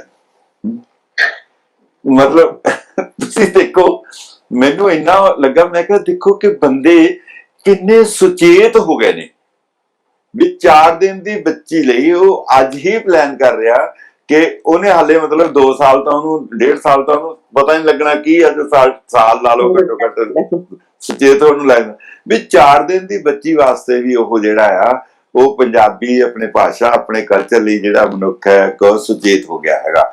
ਔਰ ਇਹ ਇੱਕ ਮੈਨੂੰ ਐ ਲੱਗਦਾ ਕਿ ਪੋਜ਼ਿਟਿਵ ਤੇ ਚੰਗੇ ਸ਼ਗਨ ਵਾਲੀ ਗੱਲ ਹੈਗੀ ਆ ਕਿ ਅਸੀਂ ਇਸ ਰਾਹ ਪੈ ਗਏ ਆ, ਸੋਚ ਰਹੇ ਆ। ਔਰ ਕੀ ਕਹਿੰਦੇ ਹੁੰਦੇ ਆ, ਜਿਵੇਂ ਫਾਰਸੀ ਚ ਕਹਿੰਦੇ ਨੇ ਇਨਸ਼ਾਅੱਲਾ, ਕਿ ਵੀ ਇਹ ਜਿਹੜਾ ਰੁਝਾਨ ਹੈ ਇਹ ਬਣਿਆ ਰਵੇ। ਔਰ ਤੁਹਾਡੇ ਵਰਗੇ ਜਿਹੜੇ ਲੋਕ ਜਿਹੜੇ ਜੁੜੇ ਹੋਏ ਨੇ ਇਹਦੇ ਨਾਲ, ਇਹ ਇਸ ਨੂੰ ਗਾਹਾਂ ਤੇ ਗਾਹਾਂ ਲੋਕਾਂ ਦੇ ਵਿੱਚ ਚੇਤਨਾ ਪੈਦਾ ਕਰਦੇ ਰਹਿਣ। ਹਾਂਜੀ ਬਿਲਕੁਲ ਜੀ। ਹੁਣ ਦੇਖੋ, ਜਿਹੜੇ ਬਾਹਰ ਵਿਆਹ ਹੁੰਦੇ ਆ ਜਾਂ ਆਸਟ੍ਰੇਲੀਆ, ਕੈਨੇਡਾ ਦੇ ਵਿੱਚ ਵਿਆਹ ਹੁੰਦੇ ਆ ਐਜ਼ ਕੰਪੇਅਰ ਟੂ ਇੰਡੀਆ, ਜੇ ਆਪਾਂ ਸੋਚੀਏ, ਤੇ ਸਾਡਾ ਜਿਹੜਾ ਮੈਨੂ ਵੀ ਹੁੰਦਾ ਇੱਥੇ ਬਾਹਰ ਬਹੁਤ ਛੋਟਾ ਮੈਨੂ ਹੁੰਦਾ ਕਿ ਜੇ ਸਨੈਕਸ ਆ 2-3 ਸਨੈਕਸ ਹੋਣਗੇ ਤੇ 2 ਜਾਂ 3 ਮੀਲ ਹੋਣਗੇ, ਤੇ ਬਹੁਤ ਸੋਹਣੇ ਵਿਆਹ ਨੇਪਰੇ ਚੜ ਜਾਂਦੇ ਆ। ਨਾ ਠੀਕ ਆ ਜੀ, ਰਸਮਾਂ ਵੀ ਪੂਰੀਆਂ ਹੁੰਦੀਆਂ ਤੇ ਨਾ ਬਹੁਤ ਜ਼ਿਆਦਾ ਖਲਾਰਾ ਨਹੀਂ ਹੁੰਦਾ ਕਿ ਜਿੰਨੇ ਆਉਣਾ ਉਹ ਵੀ ਉਹੀ ਆਊਗਾ ਜਿਹੜਾ ਨਿੱਜੀ ਤੇ ਖਾਸ ਹੀ ਆਊਗਾ। ਤੇ ਜੇ ਕਰੋਨਾ ਕਰਕੇ ਆਪਾਂ ਇਹਨੂੰ ਵਾਕਈ ਇੱਕ ਪੋਜ਼ਿਟਿਵ ਚੇਂਜ ਮੰਨਦੇ ਆ ਕਿ ਹੁਣ ਪੰਜਾਬ 'ਚ ਜਿਹੜੇ ਵਿਆਹ ਹੋ ਰਹੇ ਆ ਉੱਥੇ ਵੀ ਜਿਹੜੇ ਲੋਕ ਆ ਉਹ ਖਰਚੇ ਦੀ ਮਾਰ ਤੋਂ ਬਚ ਰਹੇ ਆ। ਉਹਨਾਂ ਦੇ ਅੱਗੇ ਕੀ ਹੁੰਦਾ ਸੀ ਕਿ ਕਰਜ਼ਾ ਚੜ ਜਾਂਦਾ ਹੁੰਦਾ ਸੀ ਕਿ ਜੇ ਕੋਈ, ਭਾਵੇਂ ਅੱਜ ਕੱਲ ਮੁੰਡੇ ਦਾ ਵਿਆਹ ਵਾ ਜਾਂ ਕੁੜੀ ਦਾ ਵਿਆਹ ਵਾ, ਉਹਦਾ ਉੱਪਰ ਬਹੁਤ ਜ਼ਿਆਦਾ ਭਾਰ ਹੁੰਦਾ ਸੀ ਪੇਰੈਂਟਸ ਤੇ। ਪਰ ਮੈਨੂੰ ਲੱਗਦਾ ਕਿ ਹੁਣ ਕਰੋਨਾ ਕਰਕੇ ਬਹੁਤ ਸਾਰੇ ਲੋਕ ਜਿਹੜੇ ਆ ਉਹ ਚਾਹੁੰਦੇ ਕਿ ਛੇਤੀ ਵਿਆਹ ਨੇਪਰੇ ਚੜ ਜਾਣ, ਇਹ ਨਾ ਹੋਵੇ ਕਿ ਸਾਰਾ ਕੁਝ ਓਪਨ ਹੋ ਜਾਏ ਤੇ ਫਿਰ ਅਸੀਂ ਖਰਚੇ ਦੀ ਮਾਰ ਥੱਲੇ ਆ ਜਾਈਏ। ਬਿਲਕੁਲ ਹਾਂਜੀ, ਇਸ ਗੱਲ 'ਚ ਕੋਈ ਸ਼ੱਕ ਨਹੀਂ ਹੈਗਾ। ਜਿਹੜੇ ਲੋਕ ਨੇ, ਇਹ ਦੇਖੋ, ਇਹ ਜਿਹੜੀ ਚੀਜ਼ ਹੈ ਨਾ, ਜਿਹੜੀ ਇਹ ਸੋਚ ਆਉਣੀ ਆਪਣੇ ਆਪ 'ਚ, ਇਹੀ ਮੈਂ ਸਮਝਦਾ ਕਿ ਯੁੱਗ ਦਾ ਬਦਲਾਅ ਹੈ, ਇੱਕ ਨਵੇਂ ਯੁੱਗ ਦੀ ਸ਼ੁਰੂਆਤ ਹੈ। ਜਿਹੜਾ ਸਾਡਾ, ਜੇ ਪਹਿਲਾਂ ਗੱਲ ਕੀਤੀ ਹੈ ਕਿ ਸਾਡਾ ਐਟੀਟਿਊਡ ਜਿਹੜਾ ਆ, ਇਹ ਸਾਰੇ ਕੁਛ ਨੇ, ਇਹਨੂੰ ਮਹਾਮਾਰੀ ਕਹਿ ਲਓ ਜਾਂ ਜੋ ਵੀ ਕਹਿ ਲਓ, ਫਰਾਡ ਕਹਿ ਲਓ, ਜੋ ਵੀ ਹੈਗਾ, ਮਤਲਬ ਉਹਦੇ ਬਾਰੇ ਆਪਾਂ ਨਾ ਡਿਸਕਸ਼ਨ ਕਰਨ ਦੀ ਲੋੜ ਹੈ ਤੇ ਨਾ ਹੀ ਆਪਾਂ ਨੂੰ ਸੱਚੀ ਗੱਲ ਕਿਸੇ ਕੋਲ ਕੋਈ ਡੈਫੀਨੇਟਿਵ ਆਨਸਰ ਹੈਗਾ। ਪਰ ਇਹ ਸਾਰੇ ਨੇ ਜਿਹੜੀ ਚੇਂਜ ਲਿਆਂਦੀ ਆ, ਜਿਹੜੇ ਸਾਡੀ ਸੋਚ ਦੇ ਵਿੱਚ ਚੇਂਜ ਲਿਆਂਦੀ ਹੈ, ਇਹੀ ਹੀ ਇੰਪੋਰਟੈਂਟ ਹੈ। ਔਰ ਬੜੇ ਹੁਣ ਮੈਂ ਦੇਖ ਰਿਹਾ ਕਿ ਲੋਕ ਜਿਹੜੇ ਨੇ ਫਟਾਫਟ ਜਿਹੜੇ ਆ ਉਹ ਵਿਆਹ ਕਰ ਰਹੇ ਨੇ, ਔਰ ਜਿਹੜੀਆਂ ਫੰਕਸ਼ਨ ਨੇ ਉਹ ਦੂਜੇ ਫੰਕਸ਼ਨ ਜਿਹੜੇ ਸੀਗੇ ਉਹ ਵੈਸੇ ਹੀ ਫੰਕਸ਼ਨ ਸੀਗੇ, ਔਰ ਟੌਰ ਵਾਲੇ, ਸਨਮਾਨਾਂ ਵਾਲੇ, ਉਹ ਸਾਰੇ ਖਤਮ ਹੋ ਗਏ ਨੇ। ਔਰ ਉਹਨਾਂ ਦੇ ਵਿੱਚ ਬੇਸ਼ੁਮਾਰ ਖਰਚਾ ਜਿਹੜਾ ਸੀਗਾ ਕੀਤਾ ਜਾਂਦਾ ਸੀਗਾ, ਤੇ ਫਜ਼ੂਲ ਖਰਚੀ ਵੀ ਕੀਤੀ ਜਾਂਦੀ ਸੀ, ਔਰ ਜਿਹੜੀ ਸੁਸਾਇਟੀ ਦੇ ਵਿੱਚ ਇੱਕ ਫਾਲਸ ਮਤਲਬ ਪ੍ਰੈਸਟੀਜ ਬਣਾਈ ਜਾਂਦੀ ਸੀ, ਉਹ ਤੋਂ ਵੀ ਬਚਾਅ ਹੋ ਰਿਹਾ। ਤੇ ਮੈਨੂੰ ਇਹ ਲੱਗਦਾ ਕਿ ਬਲੈਸਿੰਗ ਇਨ ਡਿਸਗਾਈਜ਼ ਜਿਹੜੀ ਹੈ ਨਾ, ਅੰਗਰੇਜ਼ੀ ਦੀ ਕਹਾਵਤ ਹੈ ਵੀ, ਇਸ ਤਰ੍ਹਾਂ ਦਾ ਕੁਝ ਹੋ ਰਿਹਾ। ਮੈਂ ਗਲਤ ਵੀ ਹੋ ਸਕਦਾ। ਹਾਂਜੀ ਰਮਨ, ਹੁਣ ਆਪਾਂ ਨੂੰ ਸਮੇਂ ਦਾ ਵੀ ਧਿਆਨ ਰੱਖਣਾ ਪੈਣਾ ਕਿ ਆਪਾਂ ਨੂੰ ਸਮਾਂ ਵੀ ਜ਼ਿਆਦਾ ਇਜਾਜ਼ਤ ਨਹੀਂ ਦੇ ਰਿਹਾ। ਤੇ ਆਪਾਂ ਜਾਣਦੇ ਹਾਂ ਸਤਨਾਮ ਆਂਟੀ ਜੀ ਵੱਲ। ਹਾਂਜੀ ਆਂਟੀ, ਤੁਸੀਂ ਜਾਂਦੇ ਜਾਂਦੇ ਕੀ ਸੁਨੇਹਾ ਦੇਣਾ ਚਾਹੋਗੇ ਸਾਡੇ ਜਿਹੜੇ ਦਰਸ਼ਕ ਆ? ਹਾਂਜੀ, ਕਿਸ ਤਰ੍ਹਾਂ? ਤੁਸੀਂ ਜਾਂਦੇ ਜਾਂਦੇ ਦਰਸ਼ਕਾਂ ਨੂੰ ਕੀ ਸੁਨੇਹਾ ਦੇਣਾ ਚਾਹੋਗੇ? ਹਾਂਜੀ, ਮੈਂ ਇਹੀ ਕਰਨਾ ਚਾਹੁੰਦੀ ਕਿ ਪਹਿਲਾਂ ਜ਼ਮਾਨਾ ਹੀ ਭਲਾ ਸੀਗਾ, ਤੇ ਥੋੜਾ ਜਿਹਾ ਆਪਾਂ ਨੂੰ ਖਰਚਾ ਨੂੰ ਦੇਖ ਕੇ ਜਾਂ ਆਪਣੇ ਕੋਲ ਟਾਈਮ ਦੀ ਕਮੀ ਕਰਕੇ ਵੀ ਵਿਆਹ ਚਲੋ ਸਾਦਗੀ ਨਾਲ ਵੀ ਆ, ਪਰ ਆਪਣੇ ਰੀਤੀ ਰਿਵਾਜ ਨਹੀਂ ਭੁੱਲਣੇ ਚਾਹੀਦੇ ਜਿੰਨੇ ਵੀ ਹੈਗੇ ਆ, ਜਿੱਦਾਂ ਲਾਵਾਂ ਵੇਲੇ ਆ ਜਾਂ ਡੋਲੀ ਵੇਲੇ ਆ, ਜਾਂ ਆਪਾਂ ਰੀਤੀ ਰਿਵਾਜ ਨਹੀਂ ਭੁੱਲਣੇ ਚਾਹੀਦੇ, ਤਾਂ ਕਿ ਬੱਚੇ ਬੱਚੀਆਂ ਨੂੰ ਵੀ ਆਪਾਂ ਇਹੀ ਸਿੱਖਿਆ ਦੇਈਏ ਵੀ ਚਲੋ ਥੋੜਾ ਜਿਹਾ ਰੀਤੀ ਰਿਵਾਜ ਅੱਜ ਕੱਲ ਦੇ, ਕਿਉਂਕਿ ਸਮੇਂ ਦੀ ਪਾਬੰਦੀ ਕਰਕੇ ਸਾਨੂੰ ਥੋੜਾ ਜਿਹਾ ਸਮੇਂ ਦੇ ਨਾਲ ਚੱਲਣਾ ਵੀ ਪੈਣਾ ਵਾ, ਪਰ ਥੋੜਾ ਜਿਹਾ ਆਪਣੇ ਰੀਤੀ ਰਿਵਾਜ ਨਹੀਂ ਭੁੱਲਣੇ ਚਾਹੀਦੇ, ਰੀਤੀ ਰਿਵਾਜਾਂ ਦੇ ਨਾਲ ਹੀ ਚੱਲਣਾ ਚਾਹੀਦਾ ਹੈ। ਇੰਨੀ ਕੁ ਸਾਡੀ ਹੈਗੀ ਆ, ਜੇ ਬੱਚੇ ਮੰਨ ਜਾਣ। ਬਾਕੀ ਅੱਜ ਕੱਲ ਦੂਰਾਂ ਦੂਰਾਂ ਤੇ ਰਹਿੰਦੇ ਬੱਚੇ ਬੱਚੀਆਂ, ਅੱਜ ਕੱਲ ਰਿਸ਼ਤੇ ਘੱਟ ਤੇ ਖਰਚੇ ਵੱਧ ਗਏ ਆ, ਤੇ ਚਲੋ ਆਪਾਂ ਇਹ ਕਹਿੰਦੇ ਆ ਵੀ ਆਪਣੇ ਪੁਰਾਣੇ ਰਿਵਾਜਾਂ ਦੇ ਨਾਲ ਥੋੜਾ ਥੋੜਾ ਚੱਲਣਾ ਚਾਹੀਦਾ ਜਿੰਨਾ ਵੀ ਟਾਈਮ ਹੋ ਸਕੇ। ਤੇ ਬਾਕੀ ਚਲੋ ਠੀਕ ਹੈ, ਸਭ ਬਿਲਕੁਲ ਸਹੀ ਗੱਲ ਆ। ਉਹੀ ਜਿਵੇਂ ਸਰ ਨੇ ਵੀ ਕਿਹਾ, ਜਨਵੇਜਾ ਸਾਹਿਬ ਨੇ ਵੀ ਆਪਾਂ ਜਿਹੜੇ ਖਰਚੇ ਸੀ ਆਪਣੇ, ਮੈਨੂੰ ਲੱਗਦਾ ਵੀ ਲੋਕ ਵਿਖਾਵਾ ਜ਼ਿਆਦਾ ਸੀ। ਜੇ ਆਪਾਂ ਨੂੰ ਹੁੰਦਾ ਸੀ ਵੀ ਗਵਾਂਢੀ ਨੇ 5 ਲੱਖ ਲਾਇਆ ਤਾਂ ਮੈਂ 6 ਲੱਖ ਲਾਉਂ, ਉਹੀ ਗੱਲ ਵੀ ਆਪਦੀ ਭੌ ਮੱਝ ਥੱਲੇ ਆ ਜੇ ਪਰ ਗਵਾਂਢੀ ਦੀ ਕੰਧ ਟੁੱਟਣੀ ਚਾਹੀਦੀ ਆ। ਵੀਰ ਜੀ ਦੇ ਕਹਿਣਾ ਨੂੰ ਖਰਚੇ ਦੀ ਵੱਢ ਜਿੰਨੀ ਮਰਜ਼ੀ ਭਾਰੀ ਹੋ ਜੇ, ਪਰ ਵਿਆਹ ਸਾਡਾ ਉਹਨਾਂ ਨਾਲੋਂ ਵਧੀਆ ਹੋਣਾ ਚਾਹੀਦਾ। ਇੱਕ ਸਟੈਪ ਉੱਤੇ ਹੀ ਹੋਣਾ ਚਾਹੀਦਾ, ਅਸੀਂ ਥੱਲੇ ਨਹੀਂ ਹੋਣੇ ਚਾਹੀਦੇ। ਨਹੀਂ ਹੋਣਾ ਚਾਹੀਦਾ। ਹਾਂਜੀ ਜਨਮੇਜਾ ਸਰ ਜੀ, ਤੁਸੀਂ ਕੀ ਕਹਿਣਾ ਚਾਹੋਗੇ ਜਾਂਦੇ ਜਾਂਦੇ?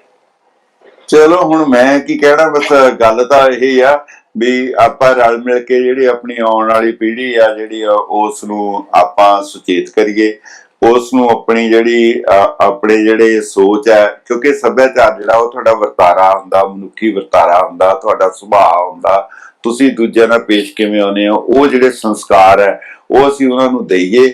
ਤੇ ਉਹ ਦੇਣ ਦਾ ਤਰੀਕਾ ਇਹ ਹੈ ਕਿ ਅਸੀਂ ਆਪ ਉਹ ਸੰਸਕਾਰ ਵਰਤੀਏ, ਅਸੀਂ ਆਪ ਉਹਨਾਂ ਦੇ ਸਾਹਮਣੇ ਰੋਲ ਮਾਡਲ ਬਣੀਏ। ਤੇ ਅਗਰ ਅਸੀਂ ਰੋਲ ਮਾਡਲ ਬਣ ਕਰਾਂਗੇ ਤਾਂ ਸਾਡੀਆਂ ਜਿਹੜੀਆਂ ਆਉਣ ਵਾਲੀਆਂ ਪੀੜ੍ਹੀਆਂ ਨੇ ਉਹ ਸਾਡੇ ਮਗਰ ਲੱਗਣਗੀਆਂ, ਨਹੀਂ ਤਾਂ ਬਸ ਫਿਰ ਬਾਕੀ ਤਾਂ ਫਿਰ ਸਤਿ ਸ੍ਰੀ ਅਕਾਲ ਹੀ ਹੈ, ਨਹੀਂ ਤਾਂ।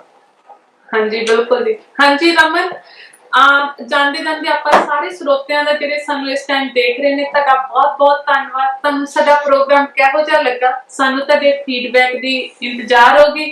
ਹਾਂਜੀ ਰਮਨ, ਤੁਸੀਂ ਕੁਝ ਕਹਿਣਾ ਚਾਹੋਗੇ? ਹਾਂਜੀ ਪ੍ਰੀਤ ਜੀ, ਮੈਂ ਇੱਥੇ 2 ਲਾਈਨਾਂ ਸਾਂਝੀਆਂ ਕਰਨੀਆਂ ਚਾਹੂੰਗੀ। ਕਹਿੰਦੇ ਮੈਨੂੰ ਮੋਹ ਨਹੀਂ ਸੋਨੇ ਚਾਂਦੀ ਦੇ ਹਾਰਾਂ ਦਾ, ਮੈਨੂੰ ਭਾਅ ਨਹੀਂ ਕਿਸੇ ਕੋਠੀ ਕਾਰਾਂ ਦਾ, ਬਸ ਇੱਕ ਅਰਜ਼ ਹੈ ਧਰਮੀ ਬਾਬਲਾ, ਵਿਆਹ ਦਾ ਵੀ ਉੱਥੇ ਜਿੱਥੇ ਪਤਾ ਹੋਵੇ ਅਰਥ ਸੰਸਕਾਰਾਂ ਦਾ। ਤੇ ਕਹਿੰਦੇ ਕਿ ਮਾਤਾ ਪਿਤਾ ਜਿਹੜੇ ਹੁੰਦੇ ਆ, ਉਹਨਾਂ ਦੀ ਹਰ ਇੱਕ ਰੀਝ ਪੂਰੀ ਹੋ ਜਾਂਦੀ ਆ ਜਦੋਂ ਧੀ ਆਪਣੇ ਸਹੁਰੇ ਘਰ ਤੋਂ ਪੇਕੇ ਘਰ ਹੱਸਦੀ ਖੇਡਦੀ ਆਉਂਦੀ ਆ। ਤੇ ਧੀਆਂ ਤੋਰਨੀਆਂ ਸੌਖੀਆਂ ਨਹੀਂ ਹੁੰਦੀਆਂ ਮਾਪਿਆਂ ਲਈ, ਪਰ ਇਹਨਾਂ ਨੇ ਆਪਣਾ ਕਲੇਜਾ ਕੱਢ ਕੇ ਜਿਹੜਾ ਦੂਸਰੇ ਦੀ ਤਲੀ ਤੇ ਧਰ ਦਿੰਦੇ ਆ। ਤਾਂ ਇਹ ਇੱਕ ਰਿਸ਼ਤਾ ਬੜਾ ਪਿਆਰਾ, ਆਪਾਂ ਜਿੱਥੇ ਵਿਆਹਾਂ ਸ਼ਾਦੀਆਂ ਦੀ ਗੱਲ ਕਰ ਰਹੇ ਆ, ਤੇ ਰਿਸ਼ਤੇ ਨੂੰ ਵਿਆਹ ਸ਼ਾਦੀਆਂ ਤੋਂ ਬਾਅਦ ਨਿਭਾਉਣਾ, ਉਹਨੂੰ ਸਿਰੇ ਚਾੜਨਾ, ਇਹ ਵੀ ਇੱਕ ਬਹੁਤ ਵੱਡੀ ਗੱਲ ਹੁੰਦੀ ਆ। ਤਾਂ ਇਸ ਕਰਕੇ ਆਪਾਂ ਖਰਚਿਆਂ ਤੋਂ ਵੀ ਬਚੀਏ, ਰਿਸ਼ਤਿਆਂ ਨੂੰ ਨਿਭਾਈਏ ਤੇ ਬੜੇ ਸੋਹਣੇ ਨੇਪਰੇ ਚੜਨ ਤੇ ਇੱਕ ਦੂਸਰੇ ਦਾ ਮਾਣ ਇੱਜ਼ਤ ਕਰੀਏ। ਤਾਂ ਅੱਜ ਸਾਡੇ ਨਾਲ ਜਿੰਨੇ ਵੀ ਜੁੜੇ ਸਾਡੇ ਮਹਿਮਾਨ, ਸਾਡੇ ਸਰੋਤੇ ਜਿਨ੍ਹਾਂ ਨੇ ਸਾਨੂੰ ਕਮੈਂਟ ਕੀਤੇ ਆ, ਤਾਂ ਸਾਰਿਆਂ ਦਾ ਬਹੁਤ ਬਹੁਤ ਧੰਨਵਾਦ, ਬਹੁਤ ਬਹੁਤ ਸ਼ੁਕਰੀਆ। ਤੇ ਸਾਡਾ ਬਹੁਤ ਸੋਹਣਾ ਐਪੀਸੋਡ, ਸਾਡਾ 5th ਐਪੀਸੋਡ ਸੀ। ਤੇ ਮਿਲਦੇ ਆ ਜੀ ਅਗਲੀ ਵਾਰ ਇੱਕ ਹੋਰ ਨਵਾਂ ਵਿਸ਼ਾ ਲੈ ਕੇ, ਤੇ ਗੱਲਬਾਤ ਦਾ ਸਿਲਸਿਲਾ ਇਸੇ ਤਰ੍ਹਾਂ ਅਗਲੇ ਸ਼ੋਅ ਦੇ ਵਿੱਚ ਚੱਲਦਾ ਰਹੇ। ਧੰਨਵਾਦ ਜੀ। ਧੰਨਵਾਦ ਜੀ। ਧੰਨਵਾਦ। ਸਤਿ ਸ੍ਰੀ ਅਕਾਲ। ਸਤਿ ਸ਼੍ਰੀ ਅਕਾਲ।